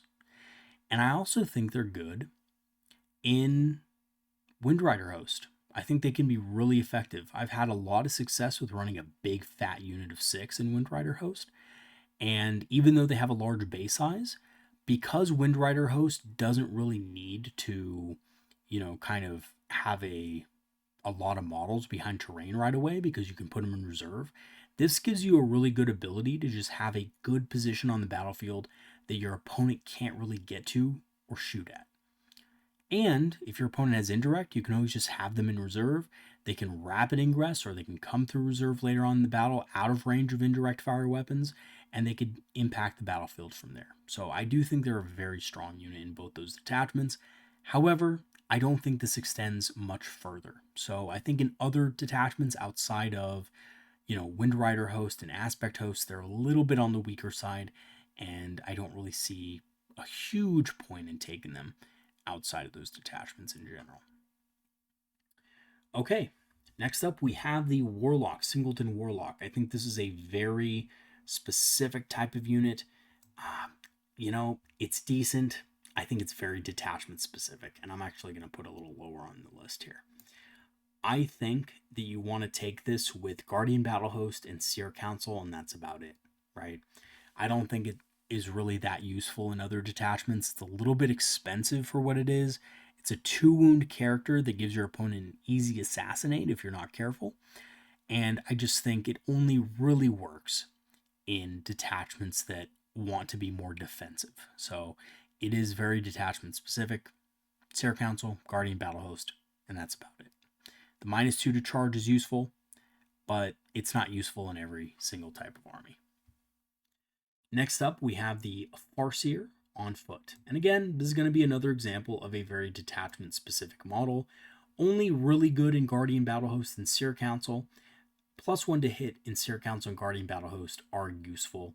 In Guardian Battle Host specifically, this guy benefits from a lot of the stratagems because he's part of a Guardian unit, so that's nice. Outside of that, I just don't really see the use of them, right? For most Aspect Warrior builds, you don't even need +1 to hit a lot of the times, because a lot of your damage is either auto-hitting with Warp Spiders, or you're getting a reroll anyway, like with Fire Dragons, or in the case of Swooping Hawks, most of your damage is coming from lethal hits and grenades. So the Farseer doesn't really have a big purpose to play, or a big role to play in those types of lists. He's okay in Ynnari, but again, Ynnari tends to be more aspect focused, so the same issues kind of apply there. And that's about it. Guide is okay. It's okay. It's nothing special, though. All right. Next up is Dark Reapers. Dark Reapers are extremely strong, and we're going to put them at the top of A tier. Now, they did suffer a recent hit, though, because no more, Malgan Raw aspect tokens. However, Dark Reapers are still phenomenal, and I think you're going to see them in lists still. I think they're still good in Aspect Host as squads of 5. I was running them in Aspect Host as, multiple squads of 5. I think that's still effective. I think in War Host, you might have a little bit of a problem using them now because they don't have as much damage in War Host, and you can't put them in that Falcon anymore for that, Skyborn Sanctuary or Fire and Fade. Get back in the transport, kind of recycle and rinse and repeat. So I think they're not that great in War Host anymore. They're still strong in Seer Council. They're still really good in Seer Council. I run a big squad of 10 with Malgan Raw and Seer Council, and with the right combination of units, it can be really, really good, right? Dark Reapers that are hitting on 3s, wounding on 3s, maybe even 2s with Doom, and have critical AP on wounds and maybe even an additional AP from Warwalkers is a really strong way of getting rid of most 3-wound infantry or vehicles. So I still think they're extremely effective. They just need a little bit of combination with other things. And of course, Aspect Host is just not going to be as strong anymore because of the changes, but they're still good. And I would say that they're still a extremely strong unit. There are detachments where I feel like they're not as good and those detachments are just detachments that, you have other choices anyway. So like Guardian Battle Host, for example, you might not see Dark Reapers in, but that doesn't mean they're not a good unit, not solid overall. And they're not that expensive, right? Like Dark Reapers are kind of on the cheaper side at 90 points, especially now with all the nerfs to other Aspect Warriors. Okay. Next up, we have the Shadowseer. And the Shadowseer is going to be very detachment specific. We're actually going to put it on the lower end here. I'll put it right behind the Viper. Now, the cool thing about the Shadowseer is with the new Serpent's Brood detachment, I think it has some real play in that detachment, being able to basically have 18-inch lone op on top of Hazardous with the combination of stratagems that are available to the Serpent's Brood now, can make this unit actually good with the Shadowseer. So I think it is really interesting as a unit, but I don't think it's necessarily required. It's not a requirement, for example. So, I could easily see lists that do not use the Shadowseer in Serpent's Brood be just as effective. I don't think the Shadowseer is necessarily something that is going to improve the Serpent's Brood, but it can be included in the Serpent's Brood as an option. So I like that fact, being able to scout up with a unit with a Shadowseer. Scout is obviously much better than infiltrate with a combat type unit like this. So being able to scout up 6 and then, move and charge something or charge multiple things and have Hazardous on your opponent's weapons after that is really strong and can really disrupt a lot of battle plans. Okay. Next up, we have Malgan Raw. Malgan Raw is still an A tier unit, but I'm going to put him a little bit lower on the A tier because, and we're going to put him right there in between Eldrad and the Warlock Skyrunner. The reason being, can't use aspect tokens anymore, can't get back in and out of a transport anymore. So you're not going to be able to, constantly reroll wounds with him and constantly proc his dev wounds basically every turn. So he's a little bit more swingy now, but I still like his abilities. I still think for 100 points he is good in certain builds, but you're not going to see him as often. I think really Seer Council's maybe the only place for him nowadays. I think Seer Council was always good with him, but you saw him in War Host as well. And I think you're not going to see him in War Host anymore because of that. So very niche Phoenix Lord. I think he's still very good, but you just might see him a lot less than usual. Okay. Next up is the Crimson Hunter. So the Crimson Hunter is another detachment specific unit. Now, interestingly enough, I think the Crimson Hunter isn't complete trash. I think a lot of people have called this trash in the past without actually looking at what it can do in Aspect Host.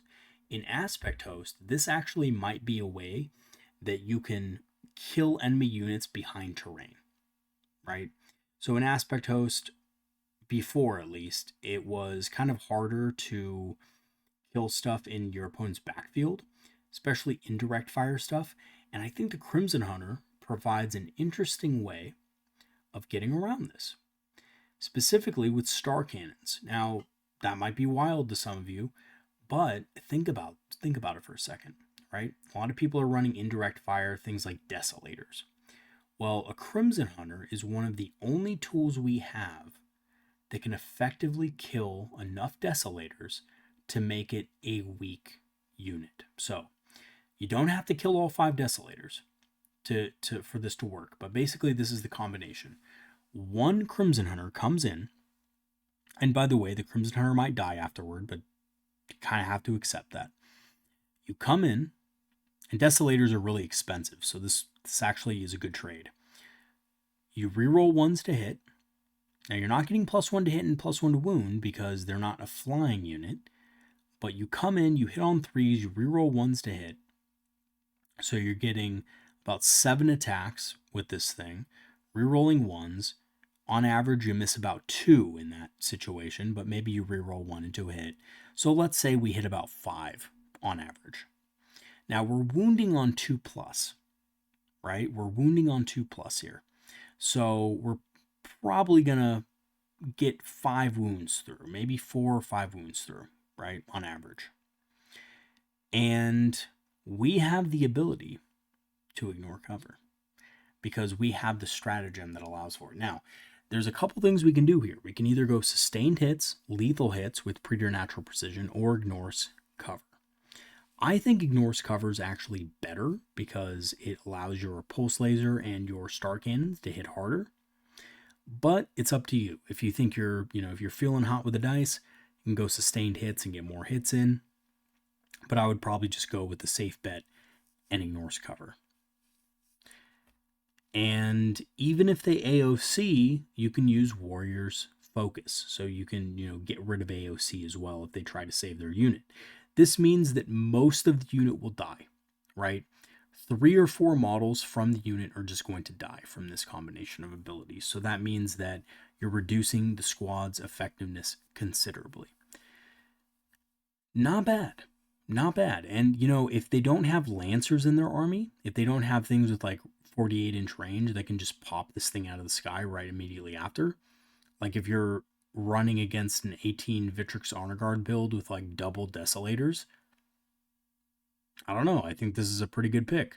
So, might not be the best pick for every situation, but I don't think it's bad, right? And I think it can actually be a good way to run Aspect Host if you're trying to look for ways to defeat Victrix builds or Space Marine builds in general that have Desolator Marines. Okay, next up we have Baharoth. Baharoth is not great, and I actually think with the nerfs he's even worse. So he wasn't really truly affected by the the token nerf, but I just think he wasn't being run anyway. So I think Baharoth needs some buffs. I think he's actually better than the fire. Well, that's a tough call, but I think he's probably right here on the lower end of needs buffs. One of the main reasons I think he needs buffs is because I think he just has too many points. I think he's one of those guys that's, he's 125 points. He really needs to be like 110 for what he does, right? His weapon doesn't hit that hard. His melee doesn't hit that hard. He has a 6-inch deep strike with Swooping Hawks, which is okay at best, but the Swooping Hawks just die right after. So, and that's not really what Swooping Hawks are used for anyway. That's not really their role in the battlefield. So he kind of changes the role of Swooping Hawks to be more of like a damage dealing unit and like a, kind of deep strike threat. But they're not that, right? It's kind of like he's trying to make the unit something it's not. And that's what I think, that's the biggest problem I have with the model personally, is that whenever a character joins a unit and tries to turn it into something that is innately not good at doing, that's never a good thing. So Baharoth, I think, just needs some buffs. You know, if he's cheaper, he could be used with a smaller squad of Swooping Hawks. But as it stands, I just don't think you really want him in a bigger squad. And on top of that, he just doesn't really do anything himself that's worthwhile. So I'm going to put him in C tier. Let me know if you guys disagree, though. I know that some people out there like running Baharoth. Maybe there's something I haven't really thought of yet. So definitely let me know. All right. Next, we have the Visearch. And the Visearch is, of course, going to be in detachment specific. I'm going to put him right here. I think he's still good. I think he's good in Ynnari. Giving a unit fights first is a good thing, right? Putting him with Yvraine to give her fights first if something charges in is nice. Giving him, you know, a squad of Incubi to lead with fights first is also nice. Do I think Banshees are just a better call when, you know, comparing Incubi and Banshees in Ynnari? Yes, 100%. But if you run them with Yvraine, with Storm Guardians and Warlocks, that unit being able to fights first, potentially reroll all their hits with Emissaries if you need, the stratagem, can be very good. So, excuse me, I think he's decent. And I think he's worth considering in a Ynnari list. Plus, his melee capability is super good. He's super good at killing enemy characters. And he's really good at killing enemy infantry as well. Alright, now for the moment you guys have all been waiting for, Avatar of Khaine. And believe it or not, ladies and gentlemen, I think the Avatar of Khaine might actually be better than a lot of us are giving him credit for. I've used him in a couple of games over the past month, and he has done much better and has exceeded my expectations in those games, even when he didn't roll great. So let me explain kind of why I think the Avatar is a little bit more detachment specific and not really something that maybe needs to be in the need serious buffs category. I do think he should be a little bit cheaper, but I don't think he needs any serious buffs here. And one of the things I will say about the Avatar of Khaine is that he controls your opponent's movements and he controls what your opponent does on the battlefield. So, first thing, I think he's really good in Warhost. He's good in Spirit Conclave also, but for different reasons, and I think he has less of an impact in that army. I think he has more of an impact in Warhost. So basically, he allows your units to advance further, so they're even faster. So units of Swooping Hawks with a token are now advancing d6 plus 1 and getting plus 3 on their movement token. So that's a lot more movement, which means you can more effectively screen things out from farther back on the battlefield, which is important. Second, he's always getting plus 1 to charge himself, and he's a very hard target to kill. So if your opponent, if you're not going to run any vehicles and, you know, you just have him, he's still a monster, so your opponent can't discard to bring it down. This came up in both of my games where my opponent just couldn't score bring it down against him because he was hiding, and they also couldn't discard it because I still had a monster on the battlefield.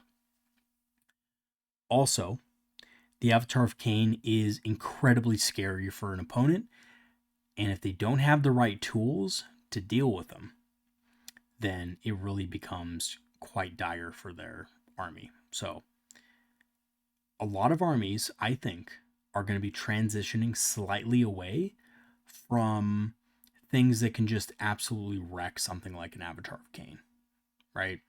Like, your opponents are not going to have 3 Lancers on the battlefield anymore because they have to start preparing for a new meta with things like Victrix Honor Guard. So what types of weapons are good against Victrix Honor Guard? Well, there's 2 types of weapons that are good. Damage 4 weapons and damage 2 weapons. Now, damage 2 weapons are really ineffective against the Avatar of Khaine because he halves damage, but so are damage 4 weapons, because damage 4 weapons get reduced to damage 2. So they're still not going to be that effective against the Avatar of Khaine. The Avatar of Khaine also has a 4+ invul save, so high AP weapons don't really matter that much against him. Furthermore, you're only going to get one chance to shoot. So activator units that are going to be, shooting at him to give the other units in your opponent's army a buff are just going to actually do the opposite, because the Avatar of Khaine can just fade back or fade away and be fine, because it can be affected by battle focus tokens, and in Warhost he gets an extra inch to his battle focus moves. It's also very good. Lastly, the Avatar of Khaine can be targeted with -1 to hit, so he's extra durable in Warhost as well via stratagems. So I've had a very impressive last couple of games with the Avatar in Warhost. He's completely kind of stuffed one side of the battlefield for my opponent, and he's done well in a number of different matchups for me now, playing Warhost. And I think what really kind of got me to thinking about the Avatar was the fact that there's no more Wave Serpent, there's no more Falcon that you need to use in Warhost. So what do you replace those with?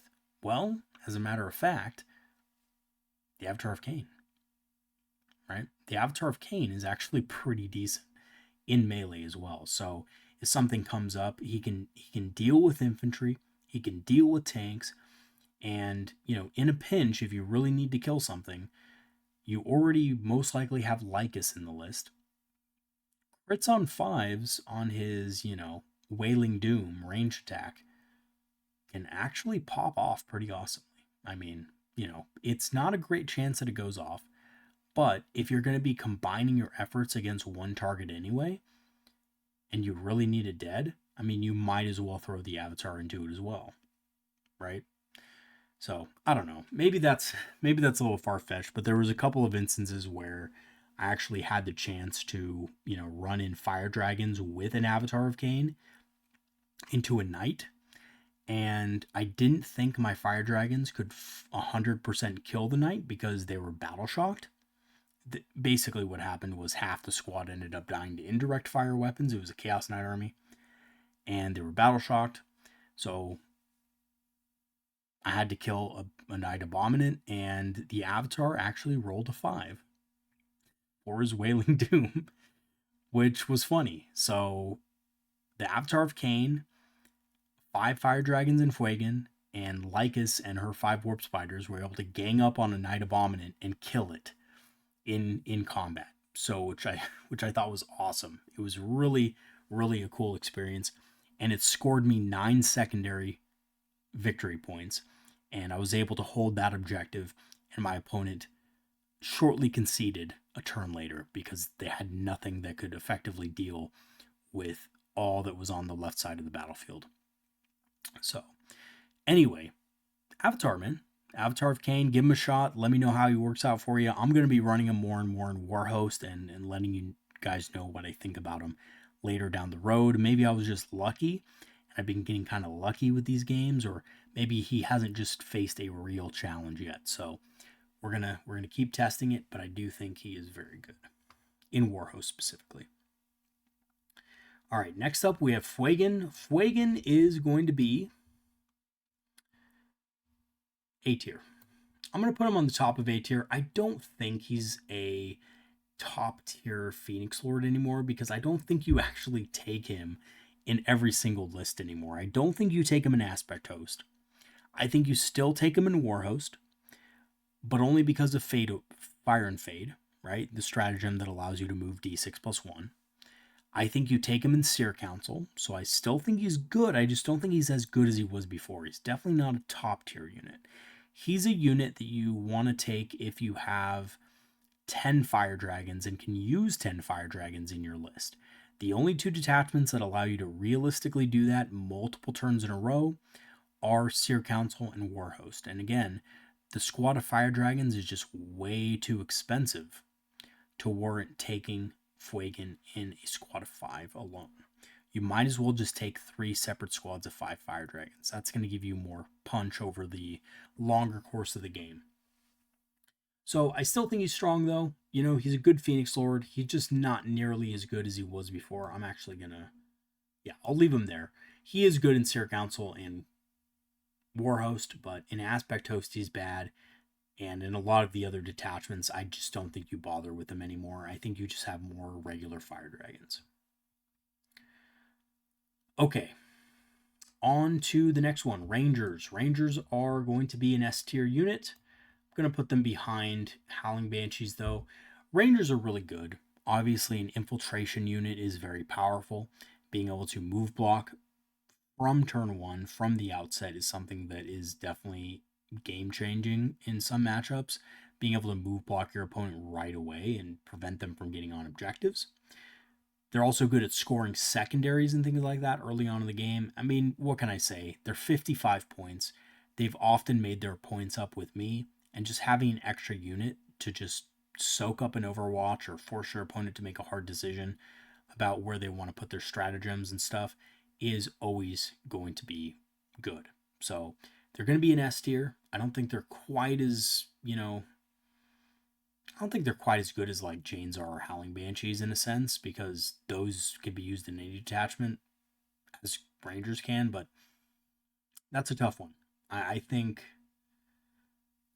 Rangers generally die turn one, and they usually just move block, so they're a little less versatile than Corsairs, and Banshees and Howling Banshees are just, or Janezar and Howling Banshees I think are just a requirement for most attachments. So I'm going to put them just behind it, but it's a really close call. They are top tier. Next up, we have Shroud Runners. Shroud Runners are really good. I'm going to put them in strong, but I'm going to put them kind of over here. I think, again, they're really good. They're really good in Windrider Host. They're decent in Warhost. I think they're good in Warhost. They're good in a couple of other detachments like, Spirit Conclave or, stuff like that. But, in general, Guardian Battle Host is another one they're really good in, by the way. Because they can ignore cover. They're really good at move blocking. They're, kind of tough for their point cost at 3 wounds apiece with a 5-up invul and stealth. So yeah, I think they're a strong unit. I just don't think they're an auto-include. I don't think, obviously, they're going to be in every single list, but I do think they're pretty good for what they are. And of course, Scout 9 is a very powerful ability as well. All right, next up we have the Hemlock Wraithfighter. Definitely needs a redesign. It's something that really just doesn't work because of the way its abilities are written, so can't use its ability when it comes in on the battlefield. It has a 9-inch bubble on its ability, and you have to come outside of 9 of enemy units when you come in from reserve. So really, that's just awful right off the bat. Second, its weapons suck, so it has just D6, which is extremely swingy. It has 2 D6 strength 12 AP -4 damage to weapons. That may seem like it's good on paper, but it hits on 4s, which is ridiculous. I don't know why it hits on 4s when it's piloted by a Spiritseer, which has Ballistic Skill 3+. But there you go. I guess they just decided to nerf it for no reason when they wrote the codex. Or maybe they thought it was an actual Wraith. Maybe they thought it was like a Wraith Guard or something. I have no idea. But whatever the case is, it's not great. Now, its ability basically can't even be used, but it also sucks. It's just -1 to leadership within 9. So, yeah, it just needs a total redesign because it's just terrible. Okay. One thing I will say, though, is if you really like the model, you could use it in Spirit Conclave because it is a Wraith construct. It does have the Wraith construct keyword for some reason.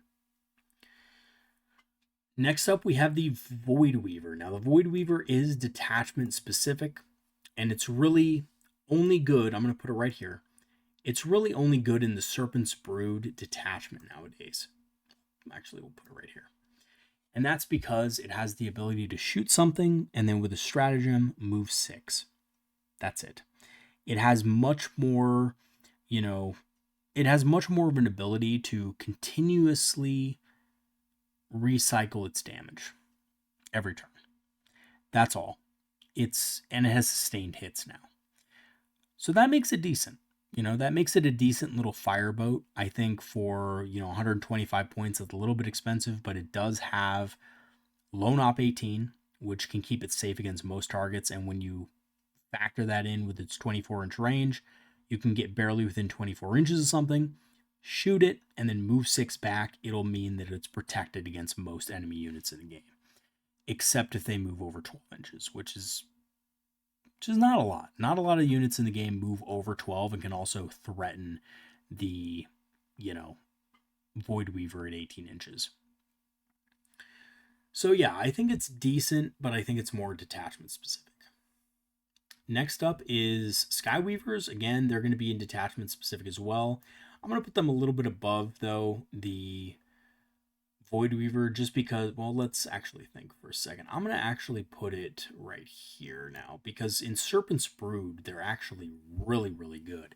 In Serpent's Brood, they're getting sustained hits, and they're getting an ability to make a normal move, via stratagem, of course, a normal move after they fight. And as long as they're not engaged, they can make a full normal move, which means you can use an aspect token on them, and they can move a total of 16 inches. Not aspect token. Battle focus token. Sorry. They can move a total of 16 inches after they kill something, which is wild, right? 16 inches, guys. Wow. So that opens up a lot of possibilities in that detachment. I actually think that detachment is very strong. I'm having some Harlequins painted up for me as of now by a good buddy of mine. So we could possibly see Serpent's Brood becoming one of the better tournament success stories for the Aeldari going forward. I do think the detachment has some weaknesses, but I don't think it's because of Skyweavers. I think Skyweavers are a really good unit. Honestly, they're really, really tasty. Okay. Next up, we have the Ycarne. And with the Ycarne is a little bit of a rant about the Ycarne. So the Ycarne is in need of serious buffs. And I'm actually going to put it kind of behind a lot of these units here, believe it or not. And I'm going to put it right here. Now, okay, so here's the main issue with the Ycarne. It is supposedly a unit that is based around tricks, right? And it's Ynnari specific, but it can't actually benefit from that many tricks anymore, because when they nerfed the Ynnari, they prevented it from being able to be affected by a lot of the Ynnari detachment abilities. So it can't be affected by lethal intent. That's the first thing. The second thing is that when it jumps to a friendly, recently destroyed unit, it's out in the open, typically. Now, it doesn't always need to be out in the open, but the other problem that it has is that it's extremely fragile, right? It is a monster that is barely tougher than a Wraith Lord, and it's almost double the cost. It's 260 points. It is way too expensive. This is really a model that should be around 200 points because it just doesn't hit that hard. Very fragile, and it doesn't benefit from a lot of the Ynnari strategy, detachment bonuses or stratagems anymore. So it's kind of just like a waste of points nowadays. There's not a lot of reason to bring it. Now, one thing is that in Ynnari, if you're a good player, you can get a lot of use out of it against somebody who is maybe a little bit less experienced at the game or doesn't really know what the Ynnari does. I think in those cases, even if you remind your opponent what the model does, they might forget at some point in the game, and you can use this to your advantage to make the Ycarne look really good. But against a skilled player who has played against it several times, they're just not going to fall for it. They're going to just play around it, right? And in general, Ynnari is really easy to play around anyway at the top tables. So, if you're a really competitive player, the Ycarne is not good at all. If you're a good player, like I would consider myself, for example, an above average player. Now I'm not fluffing myself here. It's just because I've played so much, right? I have a ton of experience in the game. And I have opponents who I play against who have played a lot of Warhammer as well. And the Ycarne doesn't really do anything against them. It doesn't. It's just something that's easy to kill, doesn't really do a lot of damage, and occasionally might score you some primary victory points if your opponent rolls really high and spikes damage on something that they did not expect. So for example, maybe you have 5 Corsairs and, they move some Termagants up onto an objective, or they move their Intercessors up onto an objective, and they shoot at that unit and they expect to kill everything except one model, right? They don't want to kill the whole squad because then the Ycarne could pop in. So they shoot at you, and it turns out you roll really bad or they roll really good and they kill them anyway, right? Which can happen against Ynnari. And then you teleport your Ycarne in, it's like, oh crap, I only have 2 of my models on the objective, and you have 3 OC, I have 2 OC on the objective, and I didn't take the objective. I guess I gave you 5 victory points. That's about all the Ycarne is worth. That's it. Because you get your next turn, the Ycarne maybe walks up and kills those units, but then it just dies, right? I mean, it just dies immediately after. So, I really hate the Ycarne. I think it should be much cheaper. The Avatar of Cain is far superior to the Ycarne. But even then, I mean, the Avatar of Cain, if you look at him on paper, he's not that great, but he's still much better than the Ycarne in pretty much every way. So, I'm not a big fan of the Ycarne personally, but let me know if, in the comments, if you guys are, and you guys know a great way to use them that I'm not thinking about, let me know. Okay. Next up, the Wraith Knight with, just a Wraith Knight. No Ghostglaive. This is actually even worse than the Wraith Knight with the Ghostglaive. So I actually put this just ahead of the Ycarne here. And the reason why this is worse, in my opinion, is because it has no reliable damage. But it's even, in some cases, squishier. But in a lot of cases, it's not going to have a shield. It's going to have 2 guns. The 2 guns give it some good range damage, but the models that it actually kills are much less in terms of points. So you can't get a lot of recycling ability with this model. So you can't continuously shoot with it turn after turn. Because once you shoot with this guy, he's a big target. And he will probably die. Honestly, I've played games with this model over the course of 5 turns, and I have not killed a single vehicle. And I was running double heavy Wraith Cannon. It just doesn't do a lot of damage. And that's really unfortunate, right? So Fate Dice really carried this thing in the index, and it's one of the reasons why I was still being run in the index, even at the end of the index. And now it just kind of sucks.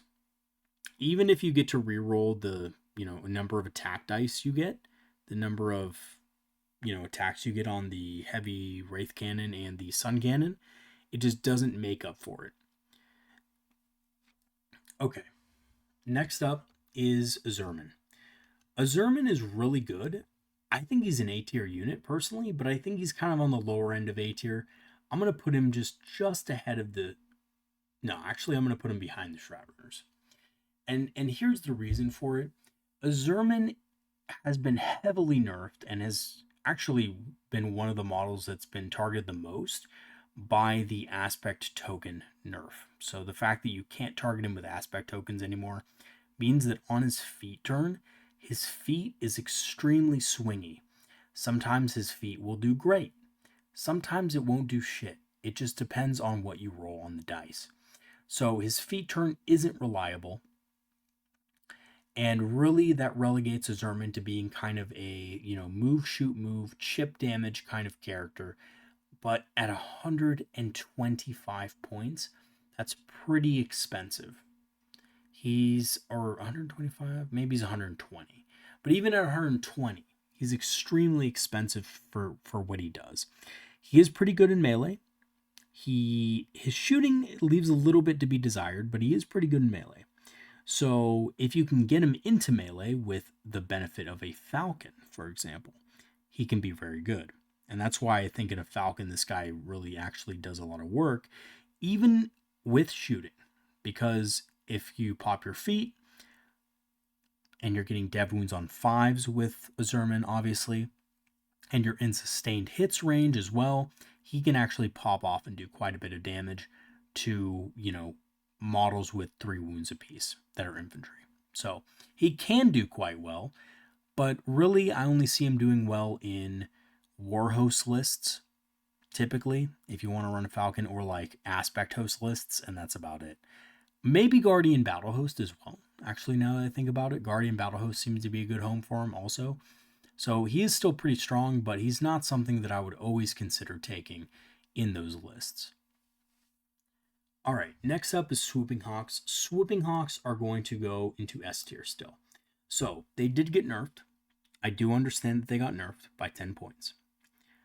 But the ability to target enemy units with grenades and be able to move block and do all the things that they do still makes them an auto-include in most, if not all, Aeldari lists.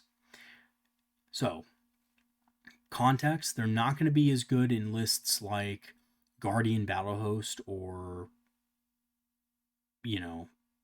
Ghosts of the Webway or Serpent's Brood, because those lists aren't going to need a move blocker, right? Like, those lists are already going to just want to charge into combat. Like, Ghosts and Serpent's Brood are melee focused, so they're going to be wanting to get into melee. Having Swooping Hawks in that type of list isn't that big of a deal. But if you're going to be relying on shooting, and you don't have a way to prevent models from getting into combat with you, then you're still going to need units like Swooping Hawks and Warp Spiders. So Swooping Hawks are still needed in lists. The fact that their grenade ability can actually get units out of combat in some cases as well is really good. So for example, if you heroically intervene with a Solitaire against an enemy unit, and you kill most of the unit, and then, your Aspect Warriors can't really quite kill that squad. Maybe your opponent has like one Sergeant, Space Marine Sergeant left over. And that's kind of like a laughing moment for your opponent. Like, ha ha ha, look, I pinned 2 of your units down in combat now. Now they can't do anything next turn. Swooping Hawks can get you out of that situation with their Swooping Hawk grenade pack pretty easily.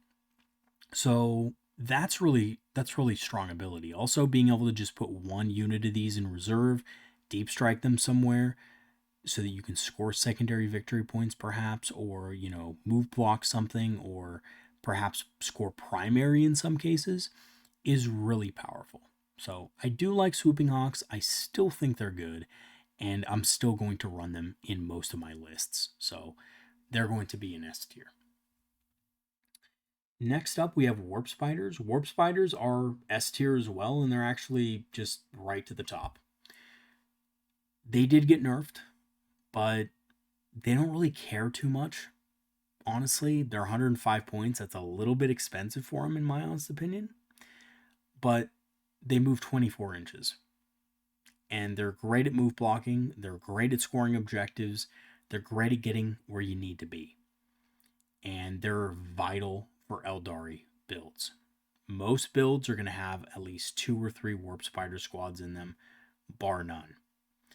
And that's why they're still the best. I still think they're one of the best units in the Aeldari Codex, and they will remain to be until they nerf their ability. So they're still awesome. Warp Spiders are top tier.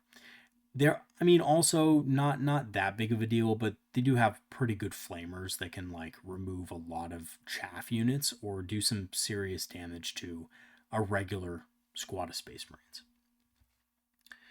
Okay, next up is Lycus. A Lycus is going to be in A tier, but I'm actually going to put her right here behind, or I'm going to put her ahead of Fuegan. I just need to... So she's still in A tier, but she's not in S tier anymore. And I think the reason why is because not only did she get increased in price, so she's now 135, but and this is just my personal opinion, I think that she's not quite as needed for lists that don't benefit from her critical effect. I think beforehand, her combined with Warp Spiders was cheap enough to kind of just take her in any kind of aspect focus list, like Aspect Host, War Host, Seer Council. You would just kind of take her in a lot of different things because her abilities were really powerful and she was really cheap for the cost. So she could go in and kill something. She could tag something with her shooting attack so that they could crit on fives, and then she could charge into something else and kill it, and oftentimes make her points back. Now, I think she's really going to be regulated to War Host and Aspect Host mostly, and Windrider Host, because those are the three detachments that need her ability. But I don't think she's as powerful point for point in combat anymore. So you're going to throw her into combat in those specific detachments that I mentioned, but she's not going to be a unit that you want to take in detachments that are only using her for ability in combat. Being able to move 24 inches is great, don't get me wrong, and still charge is phenomenal. But I don't think she quite has the damage anymore in certain cases to be able to kill serious targets on objectives for the points, right? So I think you can get away with just not running her, or not running her Warp Spiders, and just maybe running her in certain detachments like Windrider Host. I'm running a list right now that only has her. I don't even have her accompanying Warp Spiders because I don't care about her combat ability anymore in Windrider Host.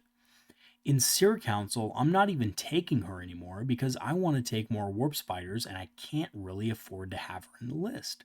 And the list doesn't have a lot of critical hit effects anyway. I'm kind of more relying on other things to get my damage in. In War Host and Aspect Host, I'm still using her because those two armies use a lot of critical effects, and she's still good in combat in those lists, in those specific lists. So, and I'm also still using Warp Spiders in those specific lists. So I might as well put her in a squad of Warp Spiders, right? But that's really it, right? I don't think that she's going to have as much value as before. So she's kind of in a similar situation as Fuegan, where you're going to have her in some detachments, but you're not going to have her in others. So that's where I kind of lie with Lycus. I still think she's one of the strongest Phoenix Lords. I think she has decreased, though, a little bit in that she's not going to be used in every build. Okay, coming up next is Fire Dragons. Fire Dragons, guys, they're still S tier. They're still good. I think I'm going to actually put them behind Howling Banshees because, weirdly enough, you see Howling Banshees in almost every single Aeldari list. You don't always see Fire Dragons in certain Guardian Battle Host lists, but pretty much they're on the same level in my honest opinion. Fire Dragons are still needed. There are only reliable short-range anti-tank unit. So we're going to still need to use them in a lot of situations. So they're going to still stick around, right? Fire Dragons are still good. Full rerolls against monsters and vehicles is amazing, and that's not going away. The 10-man unit did get nerfed a little bit, but it only got nerfed to where it kind of should have been for a couple of balanced data slates now. So there it is. I personally think that running 3 squads of 5 of these in like armies like Aspect Host is the way forward, and I will continue to be using Fire Dragons pretty much until the end of the edition, and maybe even beyond.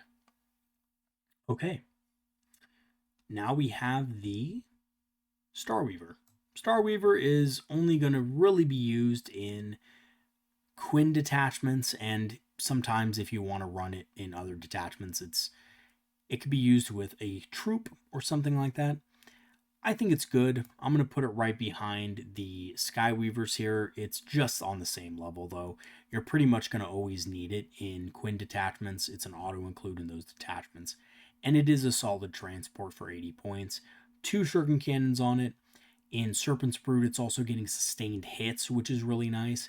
And it can keep recycling your Harlequins over and over again so they can do more damage over the course of the game. So, yeah, I think it's a really good pick here, so that's where it belongs. Alrighty. Time to look at the Falcon. The Falcon is an A-tier unit. I'm going to put it right behind a Zerman. I think it's honestly really good transport, especially now. I can see more people using Falcons because of the fact that you can reroll wounds. So it's really good with Assman and his Dire Avengers.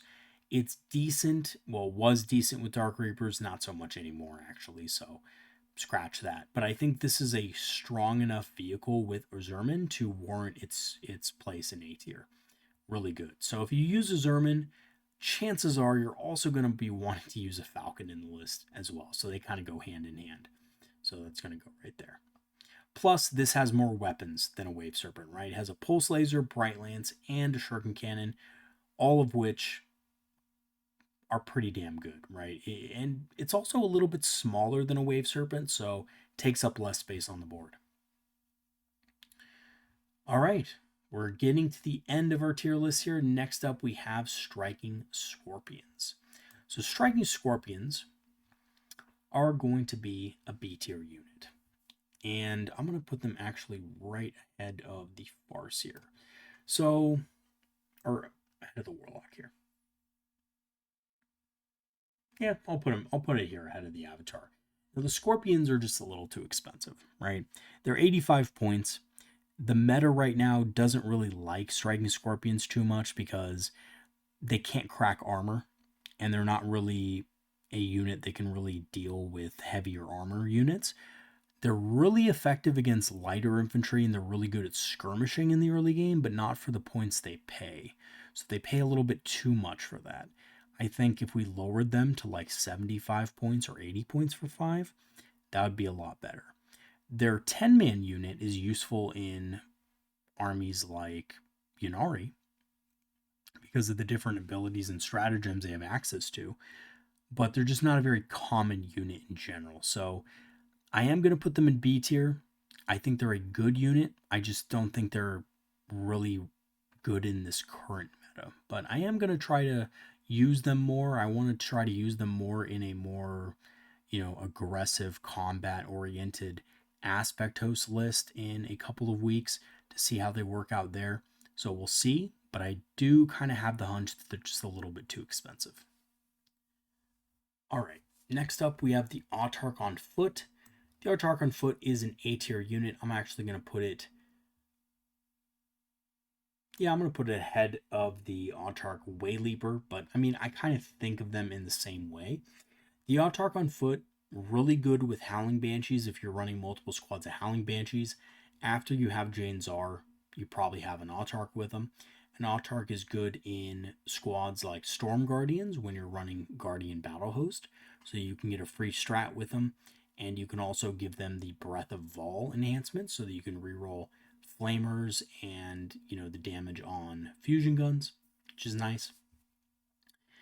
He also allows you to reroll advanced rolls, which is great, right? Especially on a combat unit, like rerolling advanced rolls is really good. So yeah, I really personally like the Autarch on foot. I think he's awesome. But that character nerf with the aspect tokens did hurt him a little bit, so you do have to think of that as well. And again, I just think he's kind of in the same vein as the Autarch Wayleaper. He's a good character for certain units, but he's not always required. He's not like an auto include or anything. Okay. Next up, we have the Harlequin Troop, and the Harlequin Troop, pretty detachment specific. I think it's a little farther up on the list though. Actually going to put it ahead of Shining Spiritseer because really a Harlequin Troop can be used in any detachment and be just as effective in pretty much any detachment aside from Serpent's Brood and Ghosts of the Webway, in which of course they're much better. So they're a solid combat unit, but they have one or two issues that kind of keep them from being tournament staples, in that some detachments really don't care about having a unit that can recycle over and over, right? Like, I personally think that having a unit that can, kill something, get into transport is great and all, but it's not always going to work out if your unit doesn't have enough damage to actually kill the unit. And Harlequins suffer from this more than any other unit typically, which means you need to always take the Troop Master. So if you have the Troop Master, the Troop, and the accompanying Starweaver, you can typically kill a squad when you charge in and get back in the Starweaver afterward. The issue with this, though, is that you're paying over 200 points for this package. So it's a big, hefty chunk of points, and that leaves you a little bit more exposed in other areas of the battlefield. So it's a good unit, but it's by no means an auto-include in most detachments, and I think that in Serpent's Brood and Ghost of the Webway, you're just taking Harlequins anyway, because that's your only choice for infantry. So that's where they're going to end up, is B tier. Okay, next up is the Ynnari Witches. The Ynnari Witches are terrible. They're overcosted for what they are. They have some of the weakest damage in the Aeldari Codex in general, and they have some of the least durability, and that's about it. They're not really that great. They have no special weapons. You know, the new Dark Eldar Codex came out, and they did not change Ynnari Witches at all. They didn't give them the new gladiatorial weapons. So they're still stuck with the Strength 3, AP -1, Damage 1 Hecatari Blades with only 3 attacks apiece. For the same points as Dark Eldar Witches. So yeah, they're cock, right? They're horrible. And the Succubus doesn't make them much better. So they're just going to be a unit you're never going to take or see in Ynnari. Okay, now I know I don't have it on here, but I do want to talk really quick about the Troop Master. So the Troop Master is going to be in the same spot as the Harlequins, basically. It's in the same exact spot. So you see here where it has the Troop of Harlequins, the Troop Master's in there. That's going to be part of the same squad. He does enhance the Harlequins quite a bit, makes them hit a lot harder, and gives them a little bit of extra, consolidation and pile-in range, which is nice. So, great model. If you want more damage on your Harlequin squads, you're going to have it. Obviously, in Serpent's Brood and Ghost of the Webway, you're going to have 3 of them in your army. And that's about it. The Troop Master is a powerful character for Quins, enhances their damage to the point where they can actually kill stuff. All right, next up is the Raider. So the Raider, we're going to just go ahead and put in C tier. Not that great, but it is, honestly, in my opinion, I think it's better than the other choices here. The reason being is because it's actually okay with Covalite Warriors in Ynnari. I don't think Covalite Warriors in Ynnari are that bad. The Raider kind of allows them to move around and, still get sticky objectives, I believe. Yes, because I don't think they changed the ability for Ynnari Cavalites, which means that they can still ride around in a Raider or a Venom and get sticky objectives, which is cool. So, decent transport for Cobbs, but I do think the Venom is much better. So we're going to put the Venom ahead of that. We're going to actually put it right here. And I think the Venom transport with Covalite Warriors in the Ynnari detachment is very good. Now, I still think it needs buffs, though, because, again, the Ynnari, I think, needs buffs in general. I don't think they're that great. But, actually, you know what? Let's move this up to detachment specific, because I think this is actually something you would see in the Ynnari detachment pretty much all the time. And the Raider, I think, just needs a little bit of a points buff, maybe. Because you're not going to take this thing and put Incubi in it or anything like that, typically. You know what? I'm going to make an executive decision, because when I started this video, I kind of thought that I was going to put most of the Ynnari Dark Eldar units in this place. But now that I think about it a little bit more, with the change of star engines specifically, I think I'm going to put this right behind the Venom. And just to reiterate about the Raider, the change to star engines actually makes the Raider a little bit better now that I think about it, because you can advance and still shoot with all the weapons inside of it. So you can advance and shoot with the Dark Lance and the, Splinter Cannon, which is cool. So, is that super competitive or anything? Is that super strong? No, it's not super strong, but I think it's decent in that detachment. And I think we might see more Coblite focused builds in Ynnari going forward with that kind of ability. Next up is Ynnari Incubi, and I think Ynnari Incubi, they need buffs, honestly. I'm going to put them the head of the Archon, though, because they are better than the Archon. They are better than the Ycarne. So they're just kind of like a unit right now that got nerfed in the very beginning because of how the Ynnari were, and they just never recovered from it. Banshees are far superior in a lot of ways to them in terms of damage, and they're almost the same point cost. Right? Like these are 85, I think, and Banshees are 95, but they're so much worse than Banshees that it kind of doesn't matter, right? They're slower than Banshees. They're arguably less durable than Banshees. They have, they do have a 3-up armor, but, less of an invul in combat. So that kind of sucks. Banshees also have better characters that can join them via the Autarch. Or in other detachments besides Ynnari, they can obviously have, Jane's R. So that's just a shame. And yeah, they just need to be cheaper, basically, so that there's more of an option to include them over Banshees. Next up is Coblite Warriors. And Coblites are detachment specific. I do think they're better in the Ynnari than people give them credit for. They are cheaper than the Ynnari Coblite Warriors, I believe, by a little bit. Just by 5 points, which isn't that much, but they're still a little bit cheaper. They do provide sticky still in transport, so that is nice for that detachment. And they're really cheap in Ynnari, and they're a really good way to make objectives sticky. Even if they die, they make objectives sticky. So the cool thing about these guys is if you put them on an objective, if your opponent kills them, you can use a CP to sticky the objective. If your opponent doesn't kill them, you sticky the objective anyway because they have sticky objectives. So that is kind of nice. So I do like these guys a little bit. They're cool. Kind of still, I think, a little too expensive.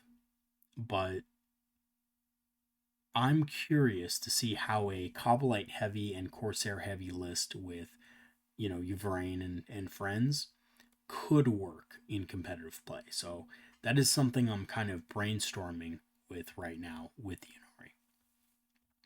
Lastly, we have the Ynnari Reavers, which I think are better than the Archon here, but not much better than anything else.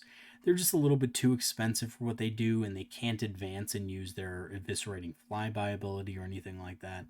So they're nothing special. Honestly, nothing special.